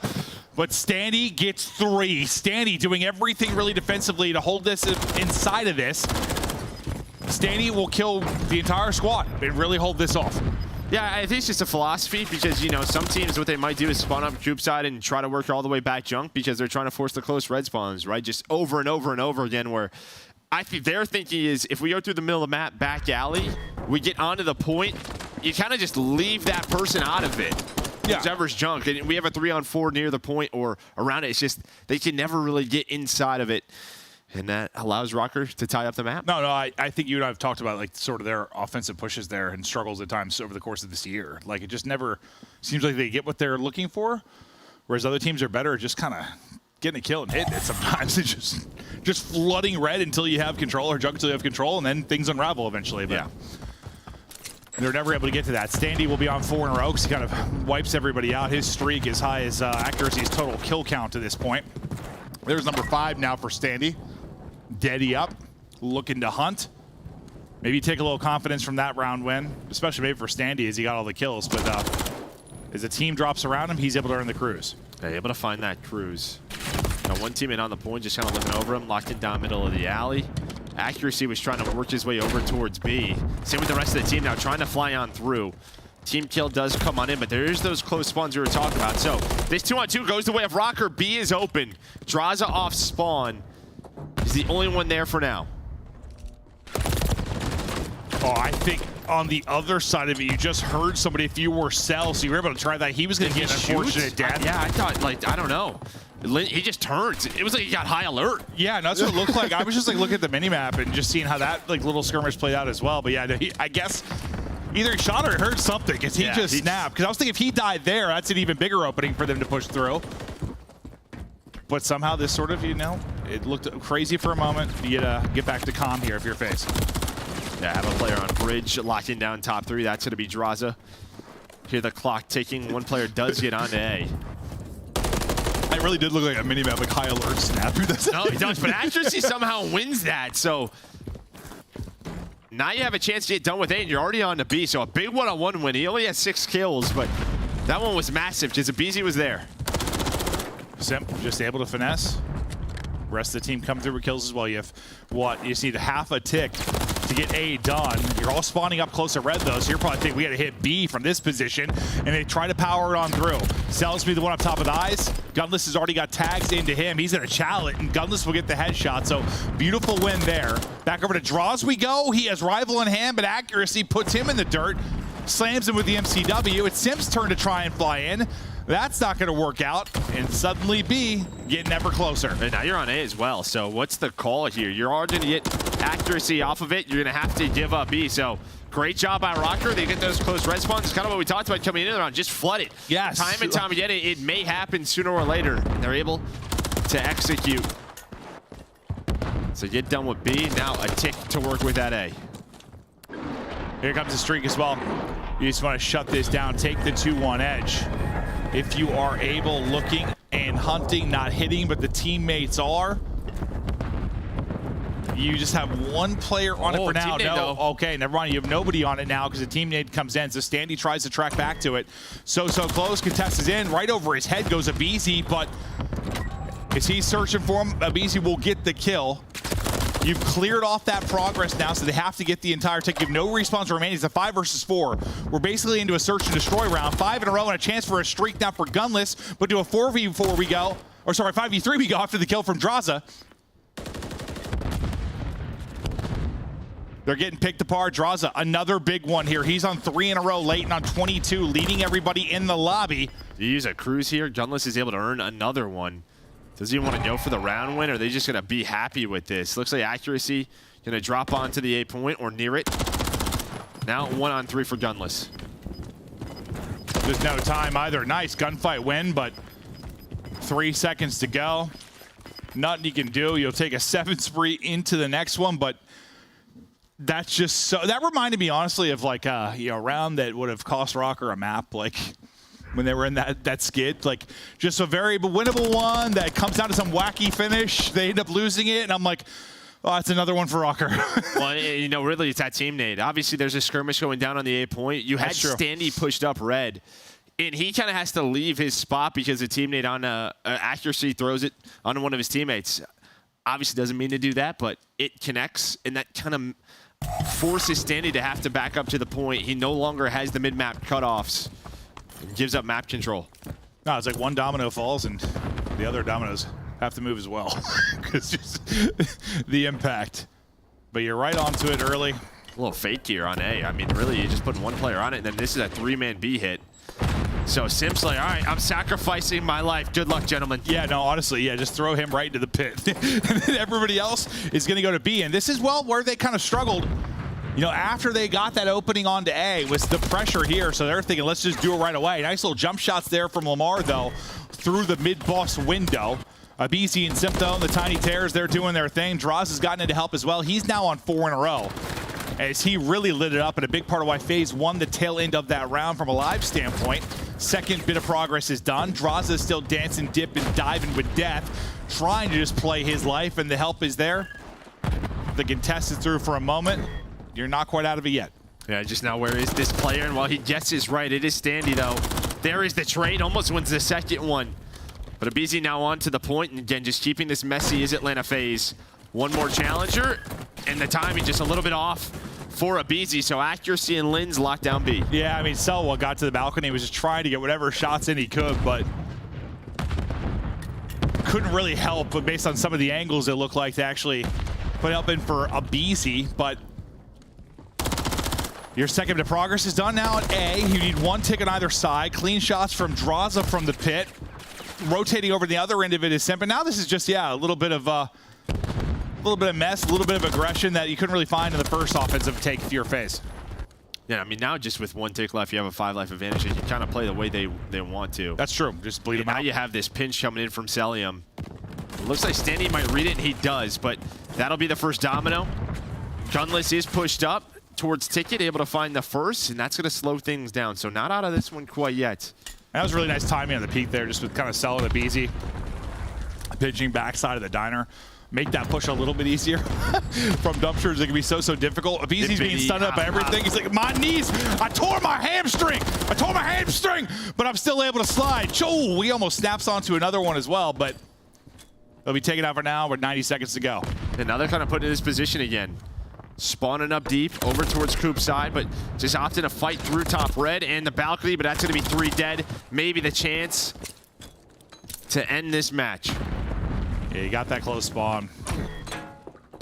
You've got 3 here. You got to track it over pretty deep side junk for the last player in the way of Draza, and now you've lost Simp. There's still one just laid close. Honestly, you've done a pretty good job with this if you're a rocker. Yeah. Like, nice retake. Nice job dealing with the aggression. Now you're kind of back to step 1 in a way. You've at least got bodies over towards that red side push. You can still hold this. Will it come down to lives, though? We'll see. Nice double jump. Yeah, I think FaZe is just going to try to hit this, make it messy again. Rocker trying to slow it down as much as possible. 45 seconds left. Whole team just hunting through red, checking all of their corners. Draza, he's going to find 2. 29-19 for him. Trying to find a 30 bomb and the match win with the big 3-0. There's always just one more player for Rocker, and they have done a good job so far. Anytime he can stop this clock, though, is great. Any contested time just allows them to maybe take this to lives. Every single second, he's able to stay on the point. Draza went big at the tail end of the last round when it came down to lives. He does a big job here, staying up, getting kills, buying time for his team. Now you have 3 lives remaining for Rocker. Linz has got the entire Atlanta FaZe team about to drop kick him. He drops Standy, and Gunless trying to stand strong, not quite able to do it. It's all on Standy. Welcome back to the league. Good luck, sir, as he's done it so far. 5 seconds to go. Somehow Standy with 7 HP is able to get out. Close red spawn. They're right onto the point. Wins another one. No way. No way. 1 versus 1. Oh my God, Standy nearly does it. That would have been insane. To a 1v1. We had a couple of search rounds there to close out our control. Woo, I started with, I was like, welcome back to the league. It's like all 4 were flying, and then suddenly it's a 1v1 inside a diner.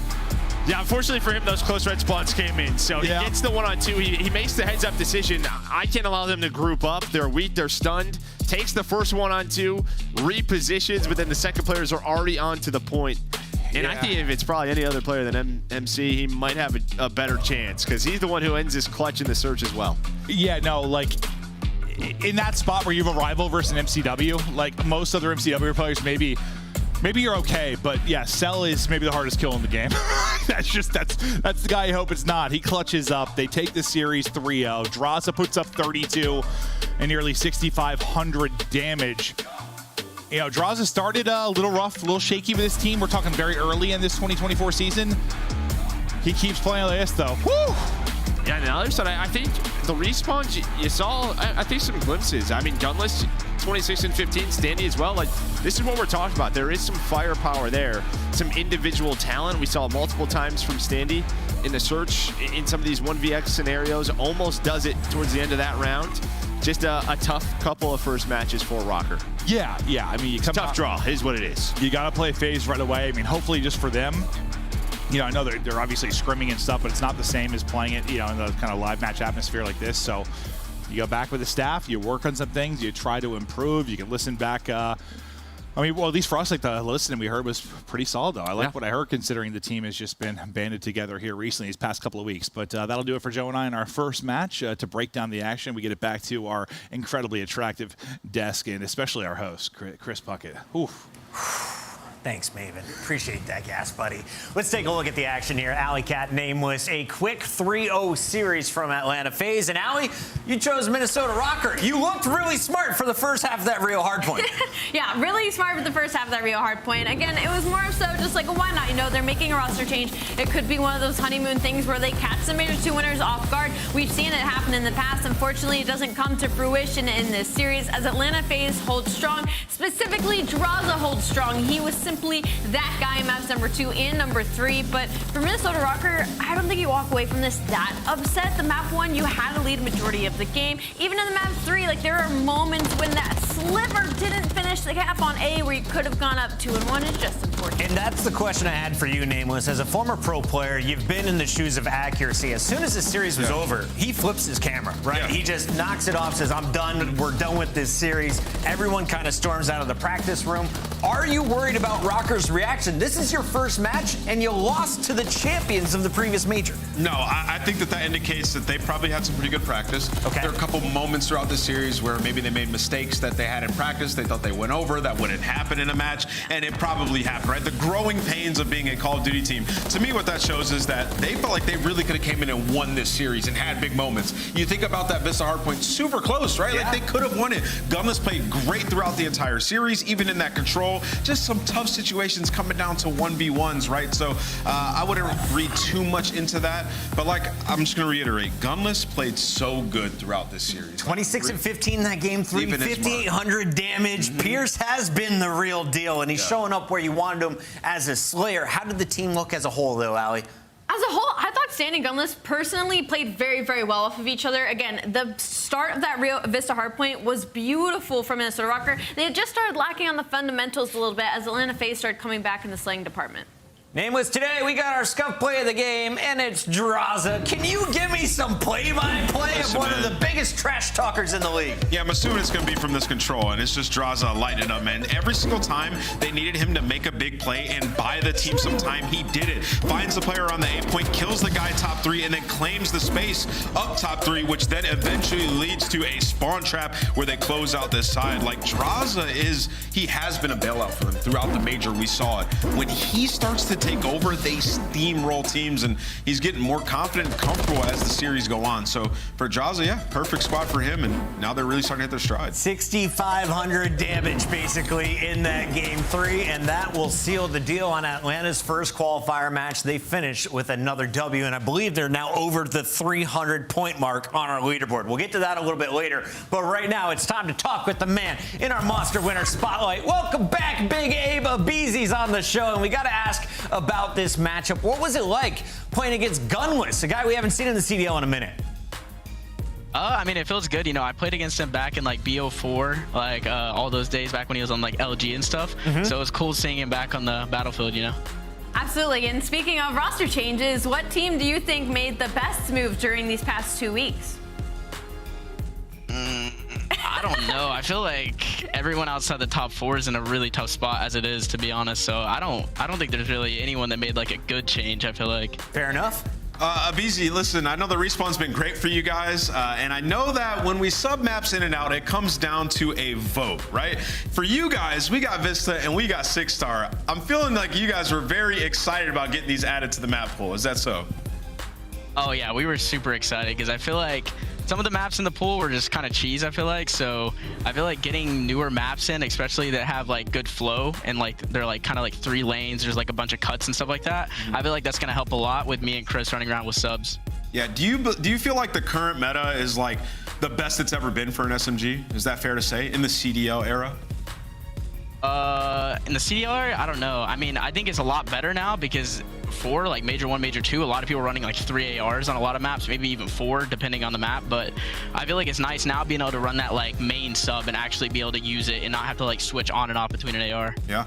Abeezy, can you give some pro tips to the kids in my lobby tonight? When I'm playing ranked and I'm playing on Vista, I'm playing on 6-star, what is the one thing that you would give advice to for anyone trying to pick up the new game? I mean, just try to learn the spawns the best you can. I think there's a few crazy ones on 6-star, but I feel like Vista's a lot of fun to play. We had fun watching you, man. A great hard point to open the series, and we'll see you later this weekend. All right, thank you. That's Atlanta FaZe. They are done for the night, but we still have another match to go. Before we finish this matchup, though, final thoughts on Minnesota. I know it was a brief preview, Nameless. What did you see from the new team? Yeah, I think more firepower, especially in the respawn department. I think there's a lot of opportunity there, especially with the new maps that we got added. I'm excited for Minnesota's future. Allie, that was a lopsided battle. When we come back, we got a close one according to the standings. It's LAG taking on Vegas Legion. The party continues live from Columbus, Ohio.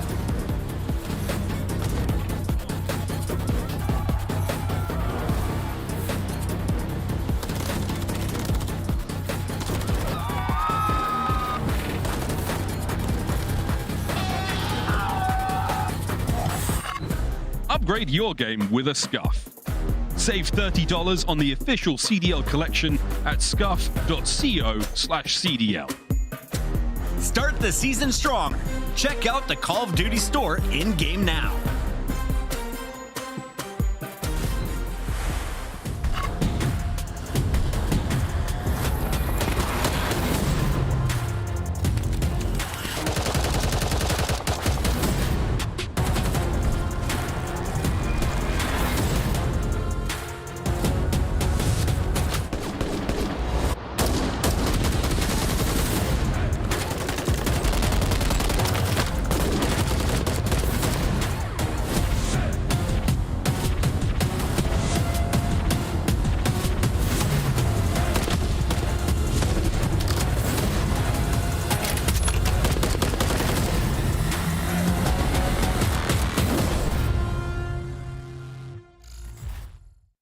We got a fantastic match. I'm feeling very sexy, Joe, and ready for a fantastic match. This one went the whole way last time. I have a full matching ensemble. These are shorts. Yep. A little bit of thigh, a little bit of thigh. Yeah, you look like an absolute moron. Thank you, Joe.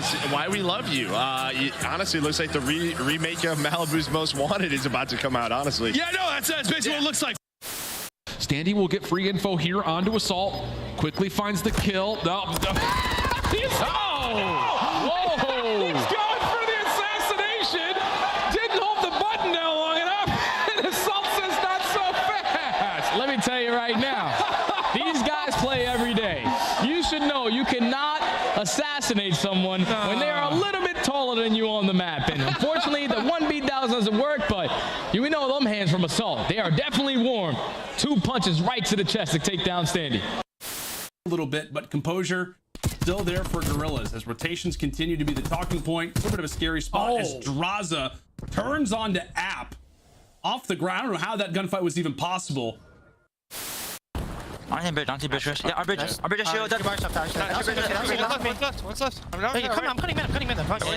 I'm not sure if I'm getting old, but I swear to God, Joe, sometimes when Celium talks, all I hear is...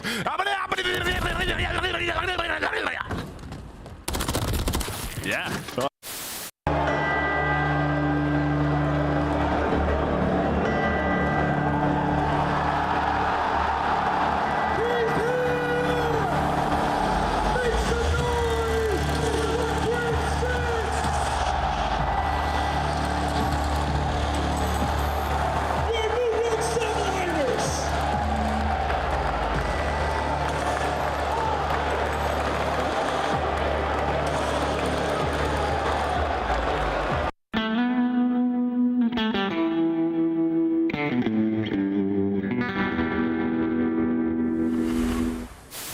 They're playing A. They have to play A. They are both water, three, one shot. There's two water. They went red, Clay. Did they? Yeah, they went red. Both red, both inside red. Both inside red. They went front door. He's hopping. Watch his water. I have your word. Back door. They didn't see you yet. Nice! Let's go, Clay! Yes, sir.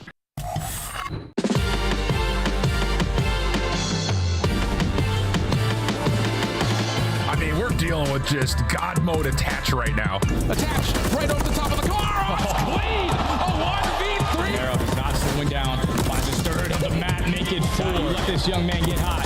It's gonna be hard to stop him. Finds an ace on the round through the middle of the map. Purge gets the double kill as well. Geo pops off. Oh, okay, Geo, I see you, baby. Nero is all across the map. 7 in a row for him. Vegas Legion clutch up 3-0.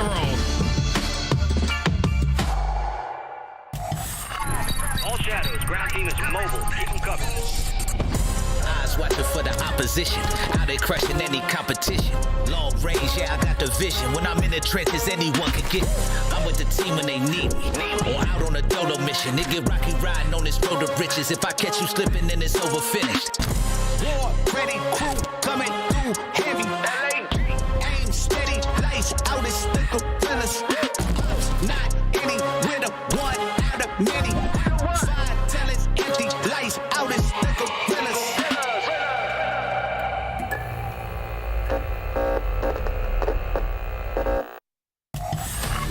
LAG were near the bottom of the leaderboard entering our Miami Major 2, but the Gorillas went on a run, and that has boosted them all the way into our top 7. If we're looking at overall seeds, LAG is surprisingly not only in the top 8, but they're ahead of squads like Carolina, Surge, Heretics, Thieves, and Boston. Absolutely, and they're tied right now with the Vegas Legion, so whoever wins this match is not only going to jump the other, but also jump Minnesota Rocker, who just lost their match versus Atlanta FaZe, taking a 5th seed. So a lot is riding on this, even though it's very early into the qualifiers. Nicholas, how crazy is it to think that this lineup of LAG could be the 5th best team in our league right now? Yeah, I mean, that's absolutely insane to say. I mean, we watch this team go 30 days without a match win, and then they go up against Atlanta FaZe. Like, okay, the land's in like 5 days. Why don't we just beat Atlanta FaZe and go and land and get top 6? That's exactly what they just did, as insane as that sounds. But they're going to have to figure out online. A lot of these teams have made changes. Teams like Carolina Royal Ravens are now going to be all together in a facility. These teams are focusing on their online game plan. For LAG, it has been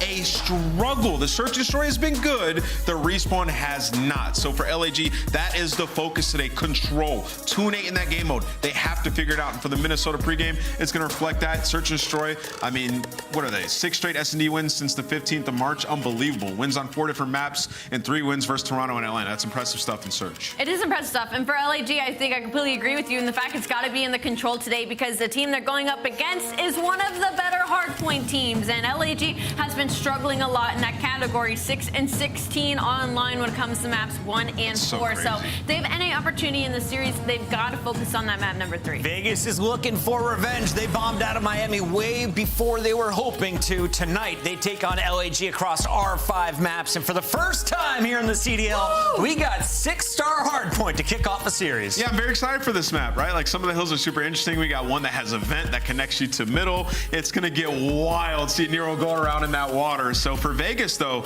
you know, with these new maps getting added, I would say they probably didn't want that. You know, they were 5-1 across Invasion and Skid Row hardpoint. So adding these two, removing 2 of their better maps could get interesting. But we'll see the work that they've put in these 2 weeks. It's not just 6-star. We also get hardpoint on Vista. Who do you think has the edge on new maps? Who's the grinder? Who's the bigger grinder of these 2 teams? Vegas Legion. I can imagine them spawning in every single day, a second those maps came in, and getting all the nerd spots. So that's also going to be my pick for the series. All right. Match is ready. Scuff Pick'em. She's locking in Vegas. Is that right? 78 maybe for Rosalie. I am going to go LAG. I've been on the fame train. I'm going, well, this is online, right? I'm going to go Vegas. Online? His face, I didn't think about online. LAG can't win Fans online. are also going Vegas. There we have it. Let's see who's wrong this time as we send it over to the very handsome Helldivers 2 champion Miles and his buddy Chance. Can we do that on air? Probably not. Anyway, we're all in trouble now. Nameless, great calling it being online. You are not wrong, brother. That is going to change things in a big way. Very excited to get the series started, though. Chance, how diddly doodly? No, I got no Simpsons references for that, unfortunately. But I'm excited. We get a 6-star first thing, and we get to take a look at the beautiful water off the other side of the map. And frankly, it is just for the fact that, I mean, I've only played Hardpoint, I think maybe twice in the past like 2 or 3 days. I'm excited just to get that like look on the mini map so I can actually take the time and utilize it for my own ranked like play performances. So I'm excited just for the 3P look there, Miles. We've got a lot of looks here. Brand new map here in the league. Those folks who've been enjoying the 24/7 playlist in MW3. I know I have come across a lot of fans in that one, but what a gorgeous map. Shout out to the map designers there at Sledge. Who the hell, how do you get up to that piano? It's a lovely Didn't even know there was a piano there. Never noticed it. It's a gorgeous piano. Into the first hard point we go, and there is a nice shot across the entirety of the bar, seeing where those nays land. But all aboard the fame train, so far is he in the point. Yeah, that is a perfect look at them missing every single Semtex right there. Just by a little bit. I think they would have connected on the guy in the window if not, but either way, LAG gonna take full advantage. Good timing on the double challenge, just like that. Nice little P1 push through. Opening break's always gonna be a tone setter. And again, miss nades by Vegas. Well, it's gonna cost him at least a little bit of time. There's a lot of different places to hide here in this bar. It's a wonderfully vibey location, and I'm sure with the airflow from that nice outdoor pool section, it's allowing Fame to run around the hard point and keep finding these kills. Down to Purge. The last man up there for Vegas Legion as LAG maintain a wonderful control over P1 though. Chance the rotation's almost done. We're going to be looking towards New. I don't remember what this one's called, but it looks like a nice little padded room. You could probably sit down there, I don't know, have a drink and tell a fun story here on 6 Star. Man, just that room with all the vent access, but there's Fame showing off a nice little nerd spot via the old Infinity Pool. But those were some weird spawns that came through with the white time on P1. That actually set Vegas up with a really good break and pinch opportunity, but they don't really make anything happen. And while Diamondcon's trying to climb, Nero, as pointed out by Nameless, that's what he wanted to see, him being a rat inside of the vents. Only pick up one player, though, as the swim around time continues. That's a consistency. Players trying to use that spot, that little hop up, but Vegas reading it perfectly, getting the kills, getting the trades, and getting that hill time. Plenty of hidey holes in this hard point. Lots of ways in. Good coverage there from the outside by Geo, not to get the kills. Over Nero now up close and personal in his assault. They managed to punch a hole through the defense. DC on the outside, another body into the pool. Oh dear, Purge. What a two-piece. Back and alive and kicking. Not for long though. Diamondcon managed to get it. And once again, a strong but not massively profitable hard point there from LAG. We now go from one bar to the Infinity Pool to the next bar. Up top, left-hand side of the minimap, open for business. Yeah, and this is a nerd spot and a half. Geo just gonna be the waiter inside the, well, pool at least, but he gets chopped down. You also had, by the way, Nero playing very deep and distant in his spawn to make sure to lock down the spawns and block the spawns and the opposing team. And really, you just funnel into what, 2 directions? Attach has the hop up, Purge has an incredible head glitch over towards that left ramp. So this is looking like a pretty perfect setup. And again, Geo just playing so distant. Might get caught down, but that should be easy trades for his teammates. Nero just whips right around, or maybe Fame will just break it down. Hey, Fame, train right in. Clean break. LAG, your hard point, no questions asked. Looking at the lead change in a brief moment. Vegas on the slow approach from down low. They're going to be coming out of that bar a little tipsy, shaky legs. Can they get towards the hard point? Estriel might be able to cut off those reinforcements, moving across towards New. The low side of the big statue. Again, another very, very naughty spot to be in. Plenty of angles of attack on these hard points. Let's see how our teams hold it. Yeah, also like a little nerd like underground route you can take to go and break this time as well. No one on LAG is going for it just yet, but definitely caught me off guard the first time it happened to me. So always got to pay attention to little things. Yeah, a couple of players might be coming across that one soon. Here comes the approach. Fame train. Choo-choo. All aboard. Will he be derailed? No, he will not. Nero's gone. Top shots into attach as well. Not enough for the kill. Teammates are there for it. 3 once again. LAG with another outstanding break. Nameless. The pick might start to look a little dangerous. Oh, well, speaking of things that are dangerous, not those doors. They will block every single bullet, no questions asked. So one of those awkward moments where players just having standoffs. But either way, Vegas kind of struggling in this game. It feels like LAG just able to bully their way through the front. But I suppose the one solid hold that Vegas had, at least on the previous hill, is going to be enough that they still have the lead. So I know Gorilla's been wheeling and dealing, but now we get to test their swimming boots and goggles. Fame on point already with that sort of first blood as the noontime pops, and you see how distant every single spawn right now is from Vegas. It's a long ways away before they can break this hill. Yeah, it's a long way to go. Well, we put to test the swimming skills, shades of Raid, shades of MW2, and boy, you want to get that pistol out. The Purge fight down low as attached going to be in there as well to now help get the time. How long can Purge hold his breath for? At this point in time, quite some time. Geo on a 6 spree. That's going to be streaks here on 6 Star. A very, very open map indeed, and plenty of open angles to get those cruise missiles in or towards the bar. Felt like a moment where everybody was trying to look into the water and really staring down. So Geo just capitalizes, takes full advantage, and more water fights. The pistol, yep, gonna be maybe king in that environment. So Purge does give you the extra one, but all things considered, near tied up game. I don't think any true like full 60 or money hills have been discovered just yet. So we're just gonna have to square up back over towards P1. Purge doesn't have any help, wants to play an off angle and get out with his life. And well, he does get traded, but just trying to buy his teammates some time. Geo, that next man in line. And nice shots out of Geo. Let's see if the nades are a little bit better this time around. Vegas first go around. Not massive work out of LAG, but Vegas with a slight lead to work with now as Geo slowly roaming the halls, doing it silently. Wonderful work. Cuts the LAG defense in half, finds another kill, keeps his boys alive. It's perfect too as well, at least on the Geo side of things, or maybe you will get opened up, force him to turn around, and nice little swarm around the zone. Nero, though, last Hermano around the point, able to pick up 3, and well, that's going to seal the deal potentially for these final 20 seconds. LAG maybe going to have to chalk it up and focus over towards New. They're going to have all bodies near the point, but Fame just gets caught sliding for free, and depending on where he spawns, it could get spicy, but nope, right back with his teammates towards that new time will go.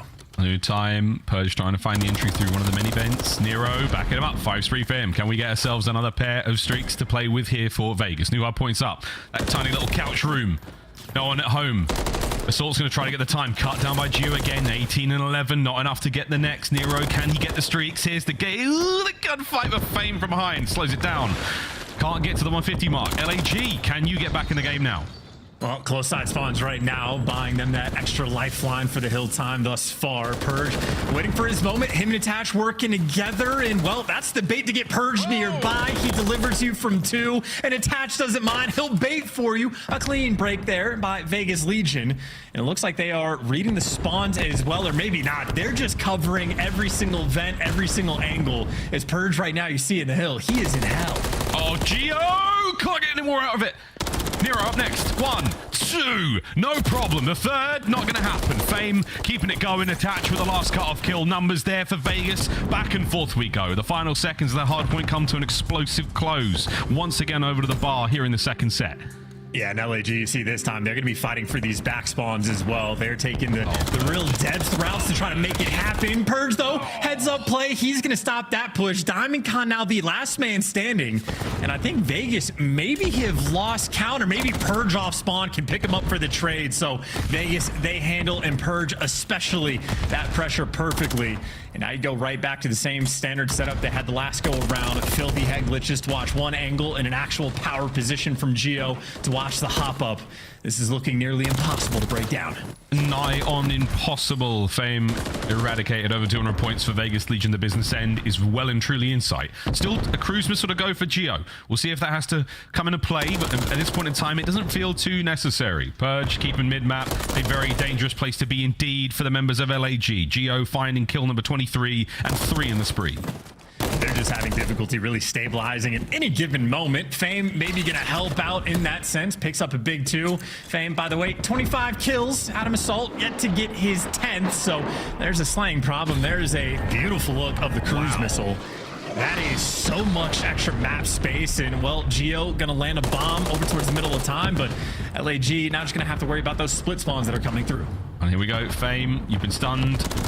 Can you win the fight? You can. Big win. Gorillas holding it together. Finding the kills. Estriel can't get it done. A few moments to break. LAG, let's go for a quick listen in. Low office. Someone drop. I got He was close left. Not close low. I was close. I'm on the channel with the shotgun. I down left. Dead. Three. Oh, need One shot. I'm gonna use one right. Turn on blue. I got it.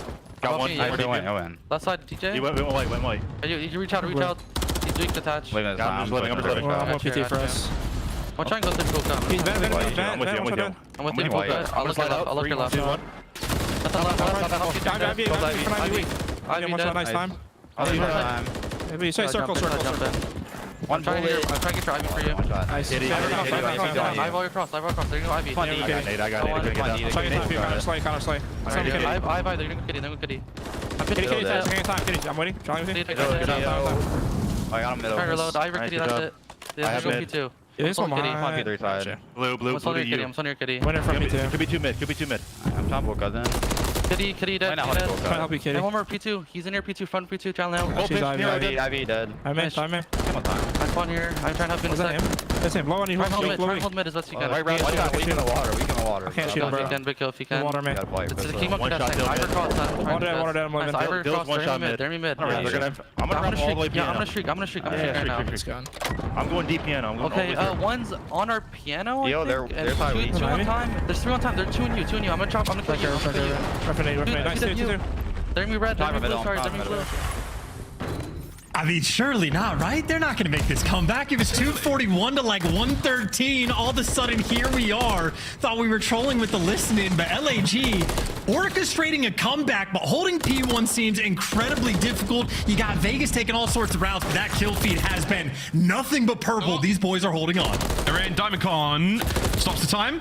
Oh, an unfortunate mantle. Geo keeps it going. All down to Assault. He's got to go massive. Backs him up from Fame. Keeps the play alive. There's the contest. Nero finds the pinch. Oh, nearly the second. It's a Vegas hard point. 5 seconds. Get the quick contest. DC's there. Attach. Can't get it done. Game's still going.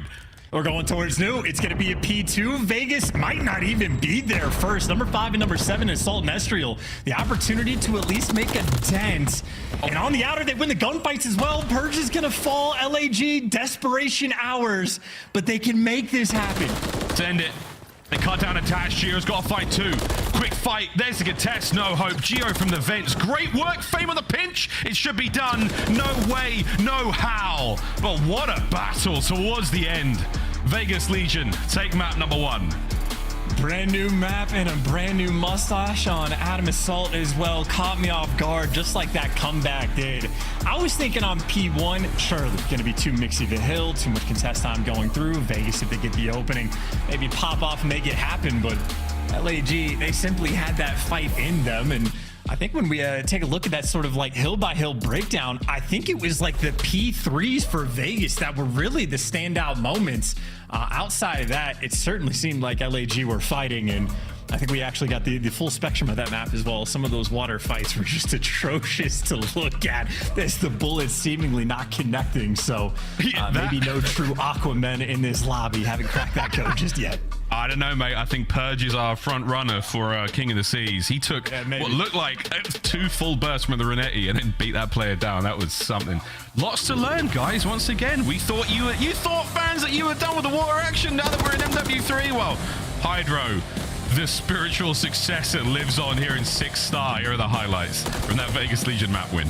Yeah, I forgot about the doors too. Just the indestructible. So you're making eye contact with people, just waiting for someone to be the first one to kick it open. So yeah, a map that has those awkward moments. I want the stat of like best water KD we have in the league. Like we've had one water map, it seems like, every year for the past however many years.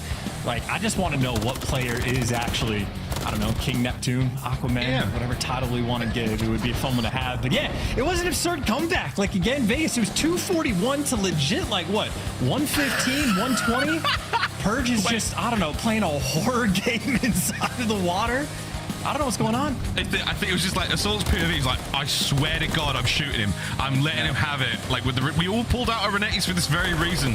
Somebody needs to get that man a harpoon gun because he needed it there. Vegas Legion, they take map number 1, and a decent start there for LAG. I mean, I take it all back. I try to give Nameless some worry about the online show, but there it was. Vegas continued to look very dominant after that P4. Never looked back. A slight bit of a difference there in the second set, but very, very strong showing out of Vegas. Good stuff for them. They roll the dice. It lands up good. We'll see how they go throughout the rest of the series. We'll go back to a new hard point in Vista if we can get to map 4. It was exciting to watch that first one. We'll see if the series will take us that far. Karachi Search and Destroy coming up next. And just for those playing at home, it was in fact both of the P3s there for the side of Vegas, where not quite a full 60. They got about 45 seconds the first go around and effectively got the full 60 the second go around. That the big difference maker towards the end. So I'm thinking when I play ranked now, that's going to be a hill that I just hardcore rotate to. Play it like Nero did, just pushed in the depths of the back spawn, and hopefully my tier 8 teammates will make the Purge sort of plays. Lay down in P1, let a couple guys run past, pick up the sneaky 2. But yeah, as you pointed out, we are going back to now the sort of standard section, the maps that we have the experience with, the Karachi SMD, and I would simply say that one, LAG really gonna want to get that quick bounce back from, because these guys, it has just been an online to land difference. Yes, they are sitting in the top 8. They are in, well, not a comfortable, but in a spot where they have that champ spot thus far. But if they keep having poor online performances, it is simply not going to end up panning off for them in a positive way long term. So they want to get these CDL points, and especially against a team like Vegas would be a great team to get 10 against. Yeah, we keep thinking about those sort of the race towards champs, the race towards staying in the top 8 in the standings, and there's a couple of teams there that are sort of neck and neck, and we'll see that develop throughout the season. Again, we're over the halfway mark, it feels like, chance, with Toronto on the horizon, quickly become one of our favorite stops here in the CDL Tour. And of course, all that run towards champs, 2 teams that certainly want to make it. 2 teams that want to turn the legacy of both of their respective organizations around. One map at a time, one series at a time, one Karachi search and destroy round at a time for both teams.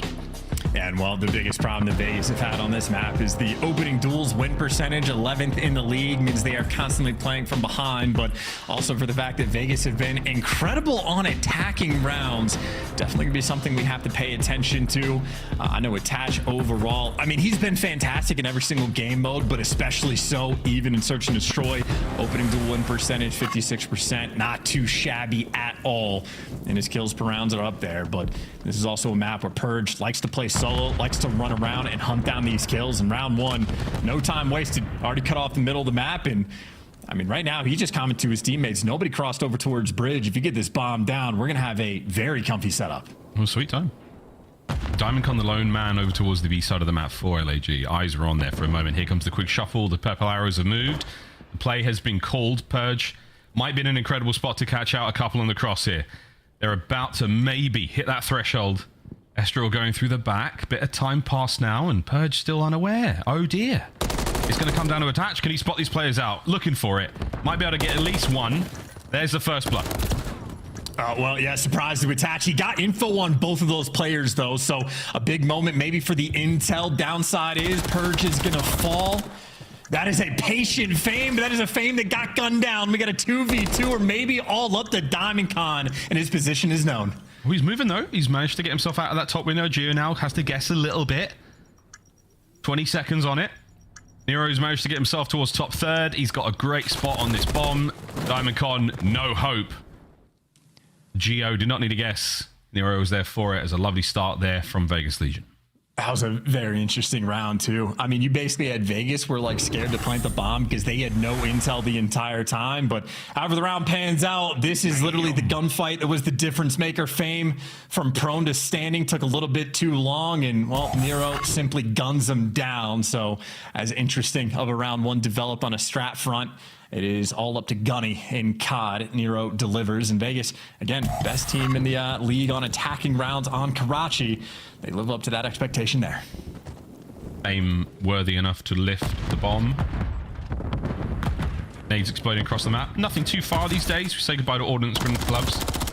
Purge gives Estriel the hands, though. Nero trying to back him up there in the kill feed. Pressure now on as Vegas Legion is decisive. Oh, opener. Not enough to get the third, but there's the teamwork once again, and Fame finds himself completely alone and well and truly up the creek.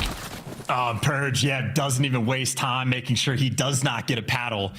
Takes him down, easy reads there, and that just feels like the Vegas player is just able to run rampant. Just aggression through the middle of the map. The coverage is always perfect. Seems like a moment where Nero might just be doing some insanity sliding towards mid, but that's just because Attach was above him there for the easy trade. So wheeling and dealing as aggressive as you want him. Vegas on point. First blood's rolling through, and really just even the capitalization of like the map control that they can get after they get the kills pushed out. Purge goes from top AC, just ends up living in some random corner inside a coop. Always heads up gameplay off the rookie. 3-1 split here for LAG on defense. They've managed to swim over the B-bomb site, and Nero is going to hit that corner. What hit Fame as well. Nidda gets a second. Estriel walks away with a bit of damage. Gio's there for the trade. A beautiful opening there for both teams. It's a 2-2. Turns it into a 2-1. Attach all alone. That's the big difference maker gunfight there for Assault. He at least gives you the advantage. The question is, when you're playing against Attach in a clutch situation, is it really an advantage to have that extra person? Plenty of time to break this down. He doesn't have the bomb, but he at least has the covert sneakers. So Attach has one very small thing working for him. Everything else, the odds are massively against him.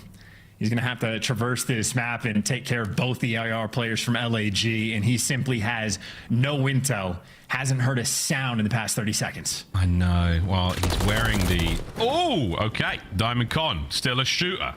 I had a Harry Potter joke line up there, but you're going to have to wait for the next round, COD fans. Vegas, not unable to capitalize on that. The King of Clutch shut down. But Diamondcon does it his fourth kill in the map so far, sitting at 2 deaths.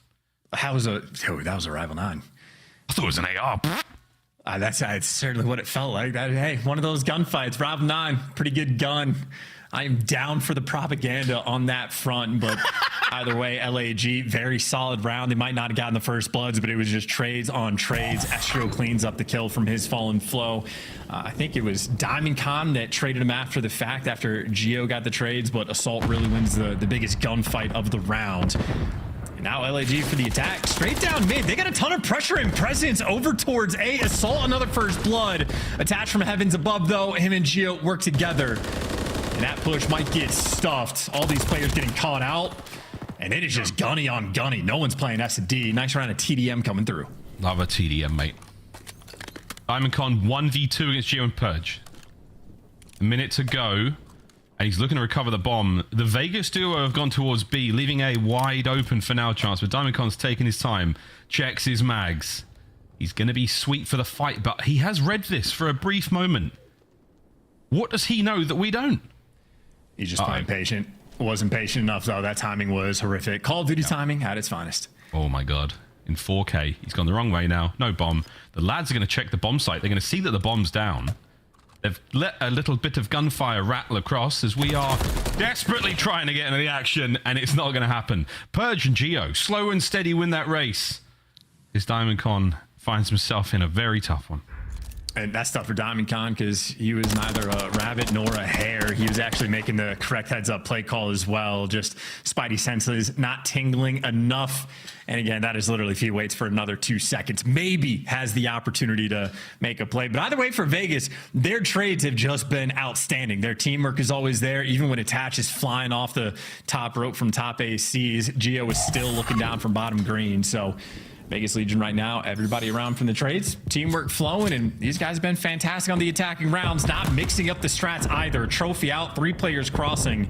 It was Purge that was roaming towards mid, but Purge has instincts. He's been playing the late flank over towards A. Meanwhile, Estriel in position, just gets caught and gunned down. Another first blood for Vegas. Gorgeous work from Vegas there once again. The fadeaway. Nero still trying to get towards that bomb site. Fame covering it from deep smoke. It's not a joke. They're sending it. Whoa, the lineup only gets 1.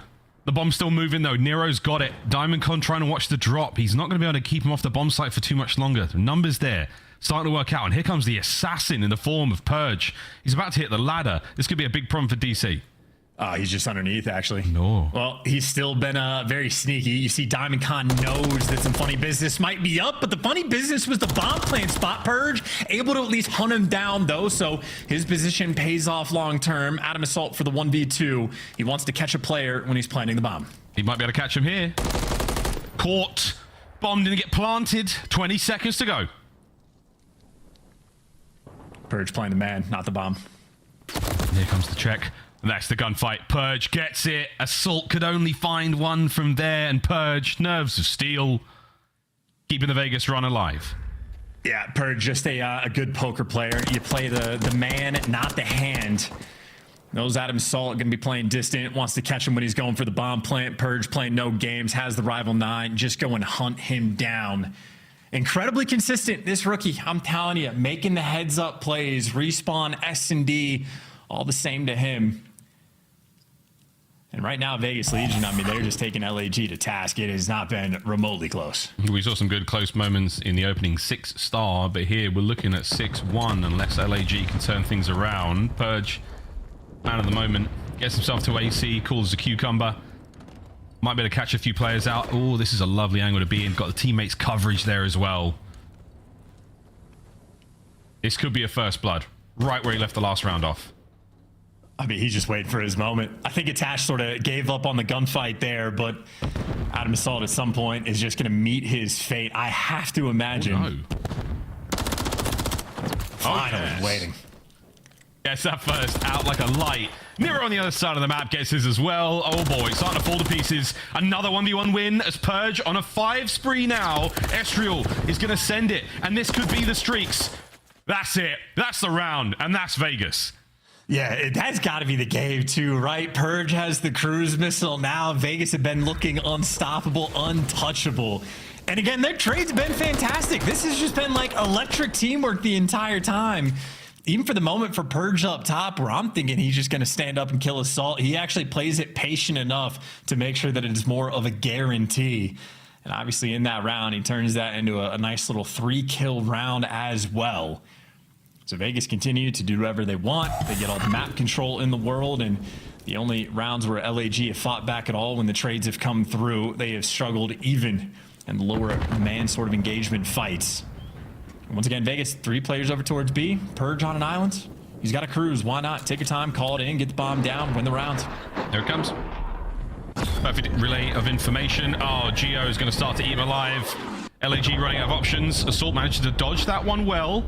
You've had to sacrifice a tremendous amount of map control. Geo finds kill number 2. And that could be it. Bomb down. Yeah, rookie dominance in this one. Geo picking up the extra couple kills off the intel in Purge.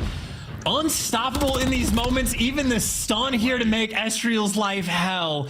He's in a 1v3 in an unclutchable round. You called it from a 6-star to a 6-1. Vegas Legion looking perfect on Karachi. Thank you, thank you, thank you. Another Purge masterclass to find a few rounds there, and he should be smiling with damn good reason. Vegas, dominant work there in the search and destroy. They close out the 6-star. They take a 2-0 lead in the series. As LAG, their online struggles continue. Air control next, though. You never know, mate. You never know.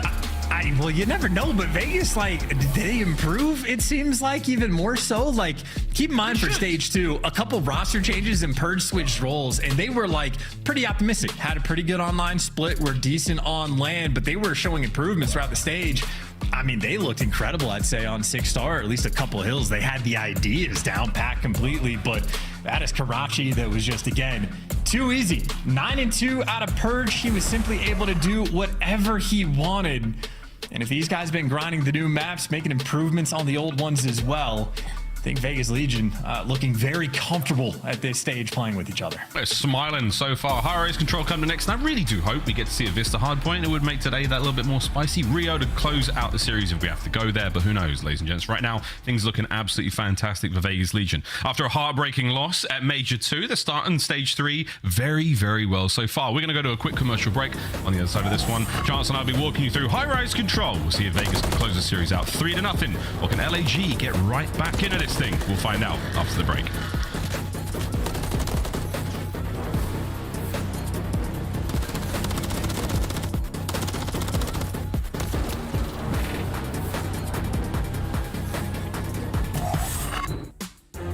Upgrade your game with the Scuff, the official controller of the Call of Duty League. The Call of Duty League is brought to you by Monster Energy, the official energy drink of the CDL.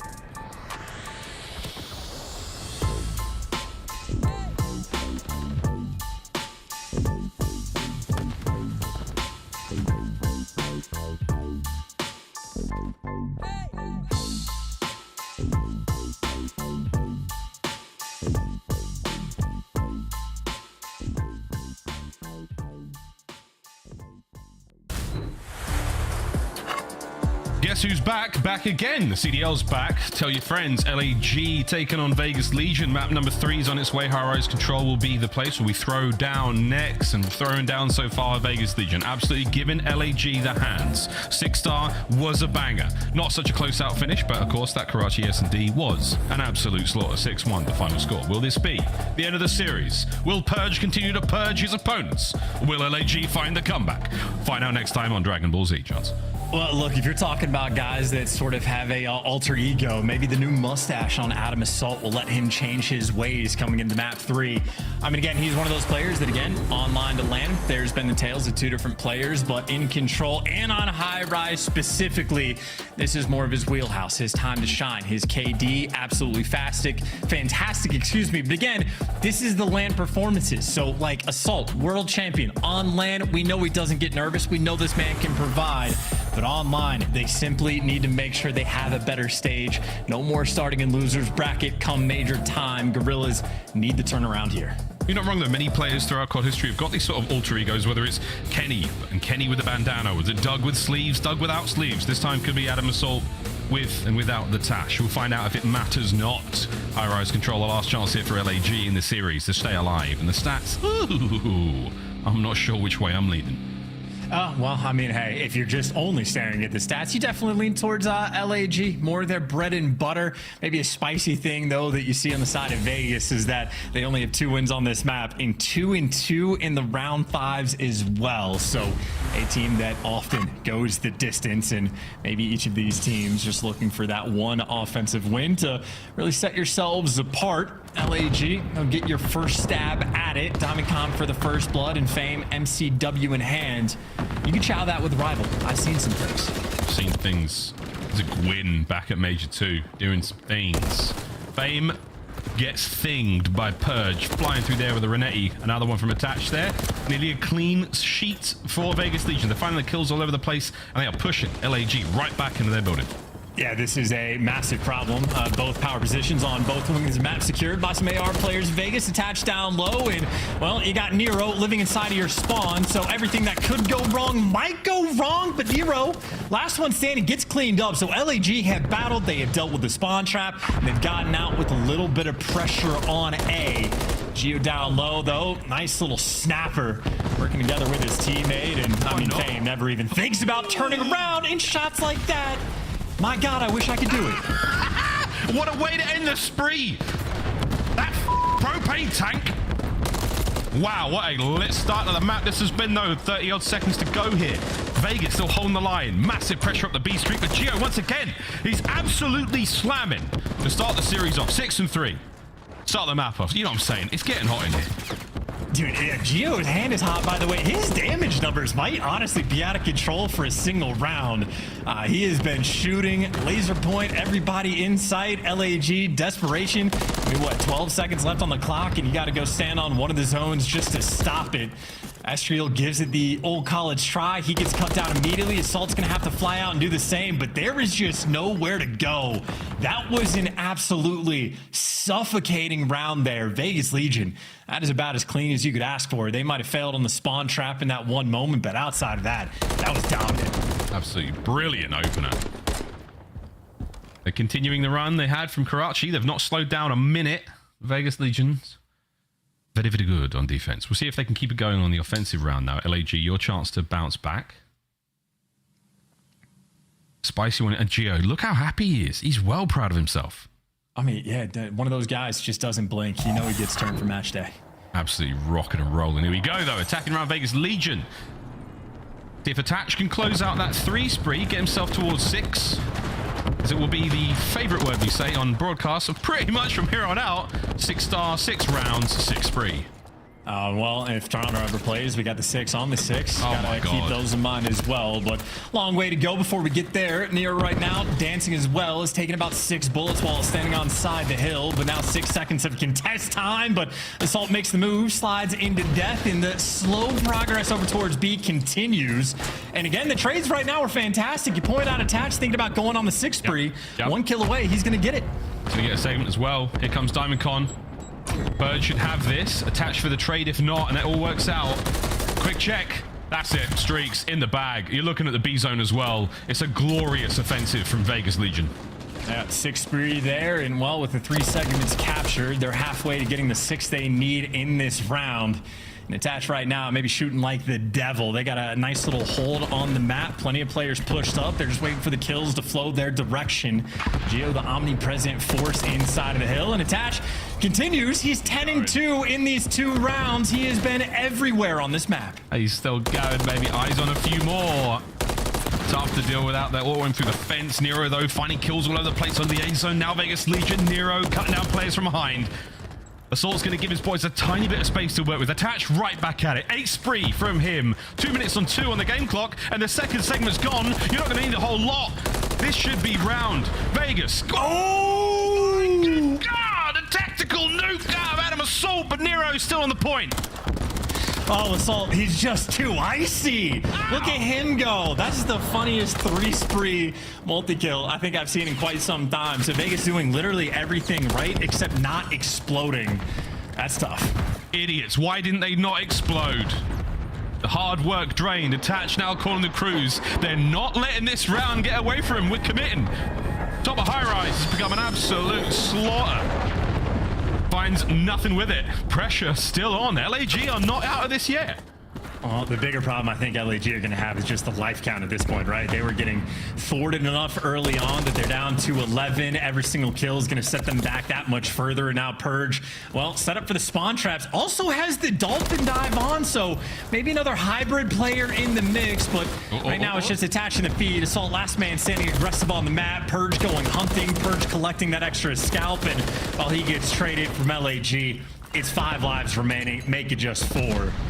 This would be virtually impossible for LA to win. Yeah, this would be very impressive indeed. We're not going to drain that segment either. Uh-oh. Geo punches his way through that left flank. Assault trying to keep it safe, trying to stabilize. Still on towards the zone we go. 9-2 now. Lives dwindling. They're over by the A zone. A slow and steady approach here from Attach should get it. Bame.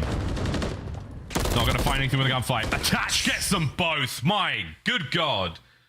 Vegas, absolutely a deserved round. Despite the madness, the absolute shenanigans, I'm sure we've got a replay.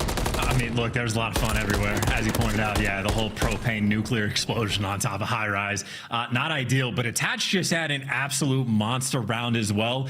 Literally from the opening break, he was just the coverage for his teammates that were slowly capturing the B zone. He picks up extra maybe 3 or 4 kills along the way, then jumps in the zone and does it himself and still stays alive for another minute, where like the damage and output that he was getting, he's just coming to his teammates almost like a funnel system, telling them exactly where to look. So Attach making the game incredibly easy right now for his teammates. Is I mean, we might be on board with just another Freaky Fast Friday. It might be a 6-0 one today.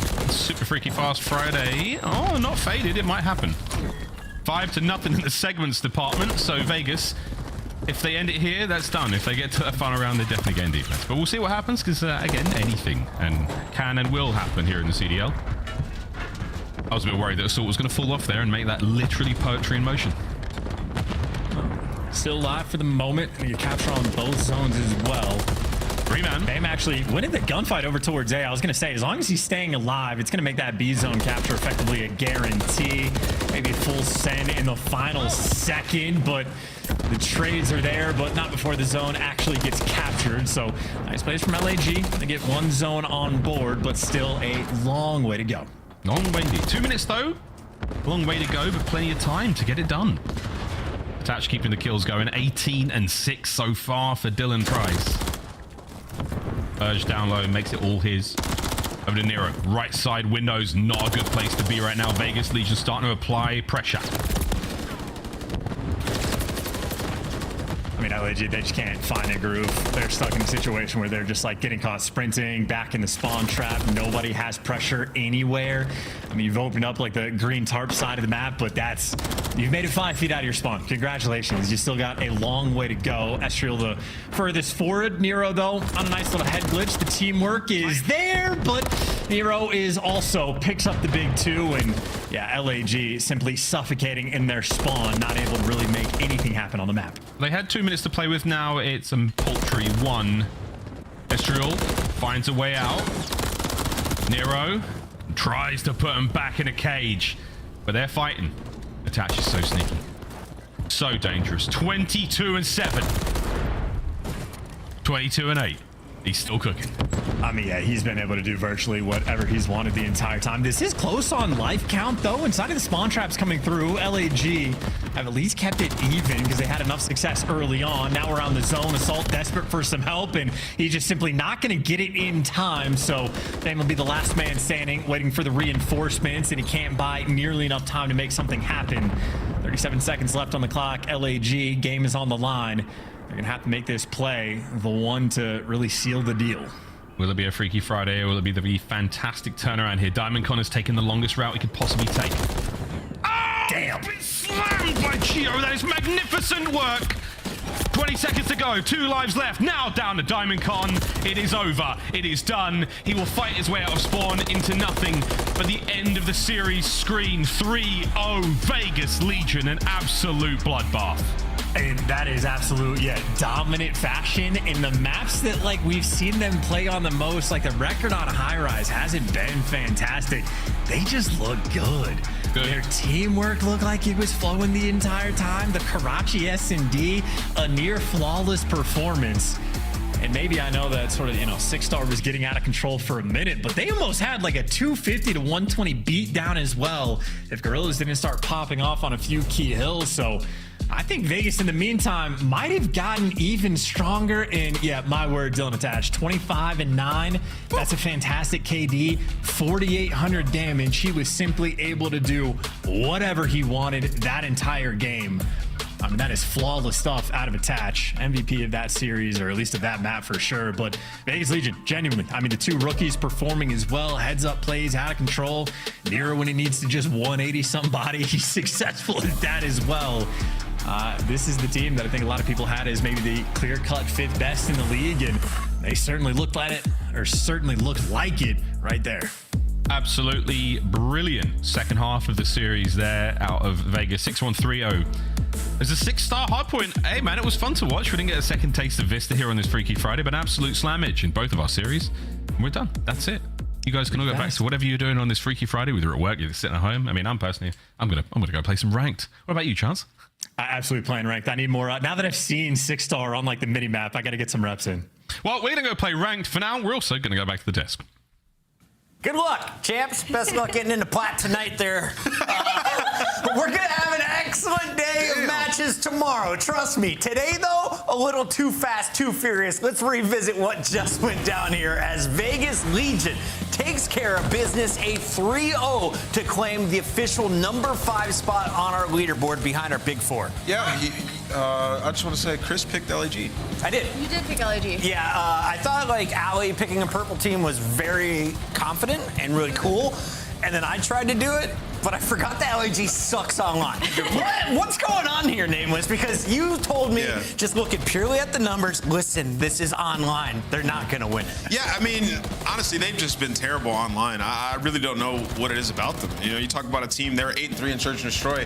I saw Ali in the green room. She was going over numbers. She looks up and she goes, LAG are statistically the best Search and Destroy team since the start of Stage 2. And I'm like, yeah, they actually are. Well, there's a couple reasons why. They were number 2 in First Blood conversion, number 1 in plant win percentage, some key fundamentals in this series completely out of the window. Clearly, Vegas had done their research. They're able to shut down guys like Diamond Con in the control. And that High Rise is a map that's given both these teams trouble. So that bodes well for Vegas. Ali, how does Attach get the same amount of deaths as Diamond Con does kills? Because Attach is very good at the video game. good performance Yeah. from veteran players like Attached today could earn your Scuff play of the game. While we get that ready, I gotta talk to you about Geo here, Allie. It's not Attached today. It's the other AR who was putting in work during that game 3. I mean, this control is just painful to watch. Vegas Legion were in control the whole time, and you're allowing Geo to do stuff like this. I mean, God bless that Nero got that tank to blow up, because if he didn't, Geo might have made LAG feel even less confident having to play against Toronto tomorrow after getting handed this loss. Yeah, this is a team that respawn-wise was very fundamentally sound throughout that last stage, and they're only getting better. And as the team gets better, starts to gel more, Geo is going to find more success in the respawn on that first hard point. Played great in the control as well. And I think him being so disciplined and also being individually talented, like, he's going to beat the bottom teams. They're going to draw a line in the sand to the bottom half of the league, and that's what they desperately need to gain points. I also want to say, if you missed that first hard point, you want to learn the new map, go back, watch this game, and just keep your eye on Purge on the mini-map. The man played it nearly perfect. You'll get so many free kills if you play the cutoffs like that man did tonight for the Legion. Right now, though, it's our Monster Winner Spotlight. We got the old man. He still looks young and handsome. Attached joins us live. Attached, congratulations on another 3-0. You are officially the 5th best team in the league right now. What do you think separates you from the rest of the pack?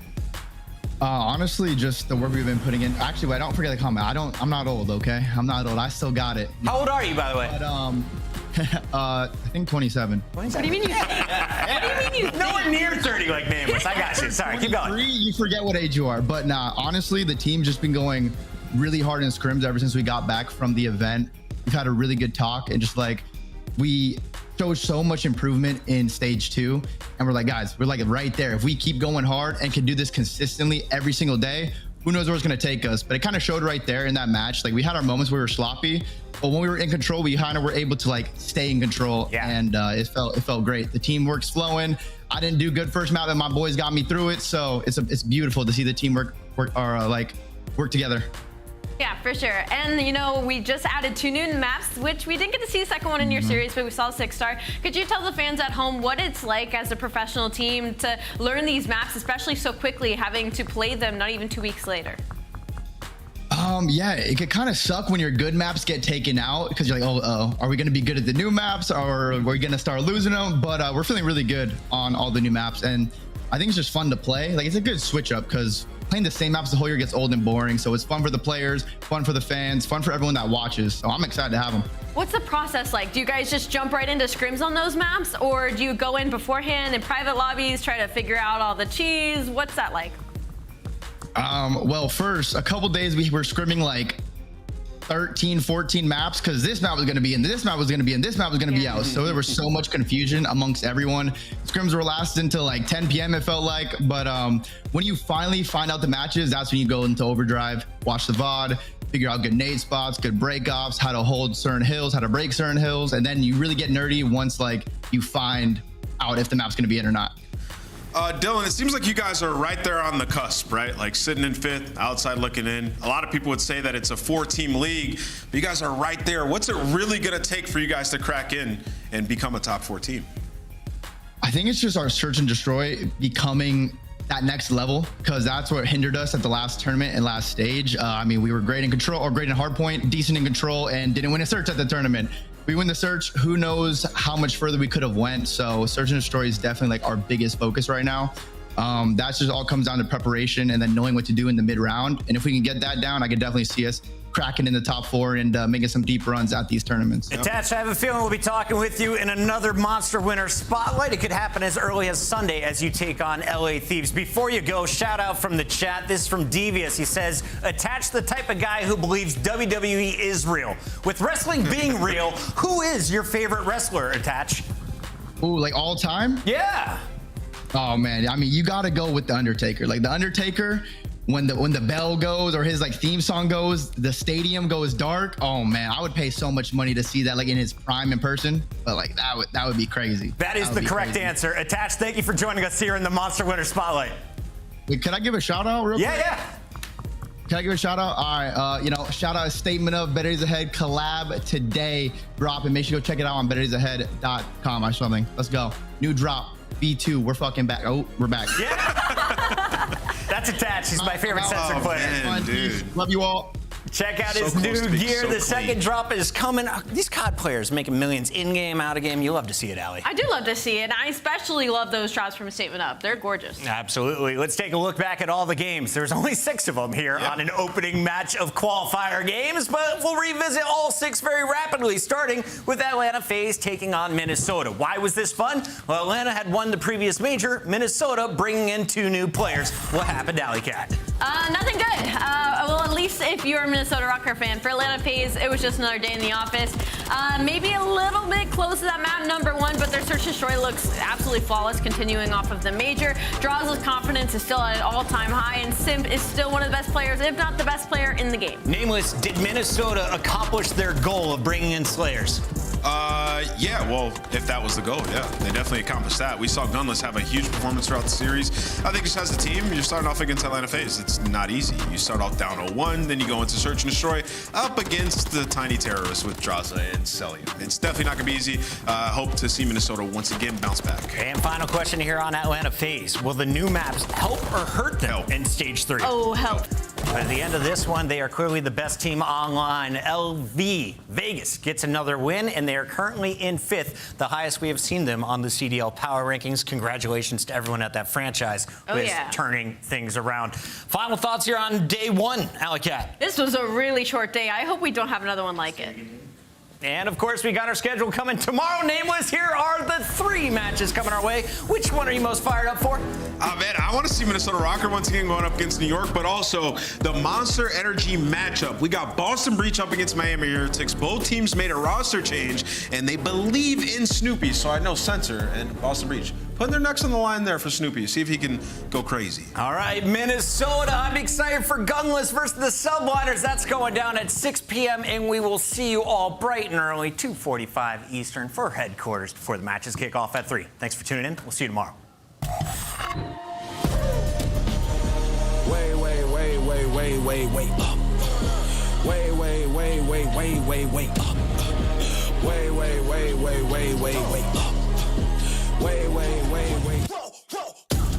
Going back and forth like it's east and west, but the whole team up, say that's north side.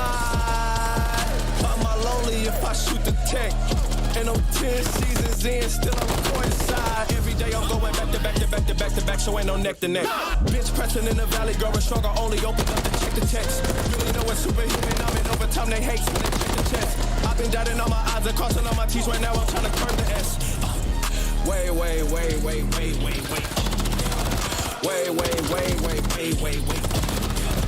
On the gas, and I'm smashing it. Hopping in my lane, I'm probably crashing it. Way.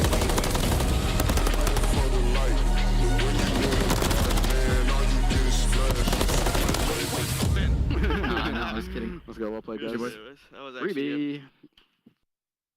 Got one. Bus. Absolutely. Last two bus. They're both weak. Both weak. Really weak. Two right, Eli. The guy's really weak. Nice. Run away. Just gotta run. They have to chop mill. Default. Look front door. Default. Shot. 1v1.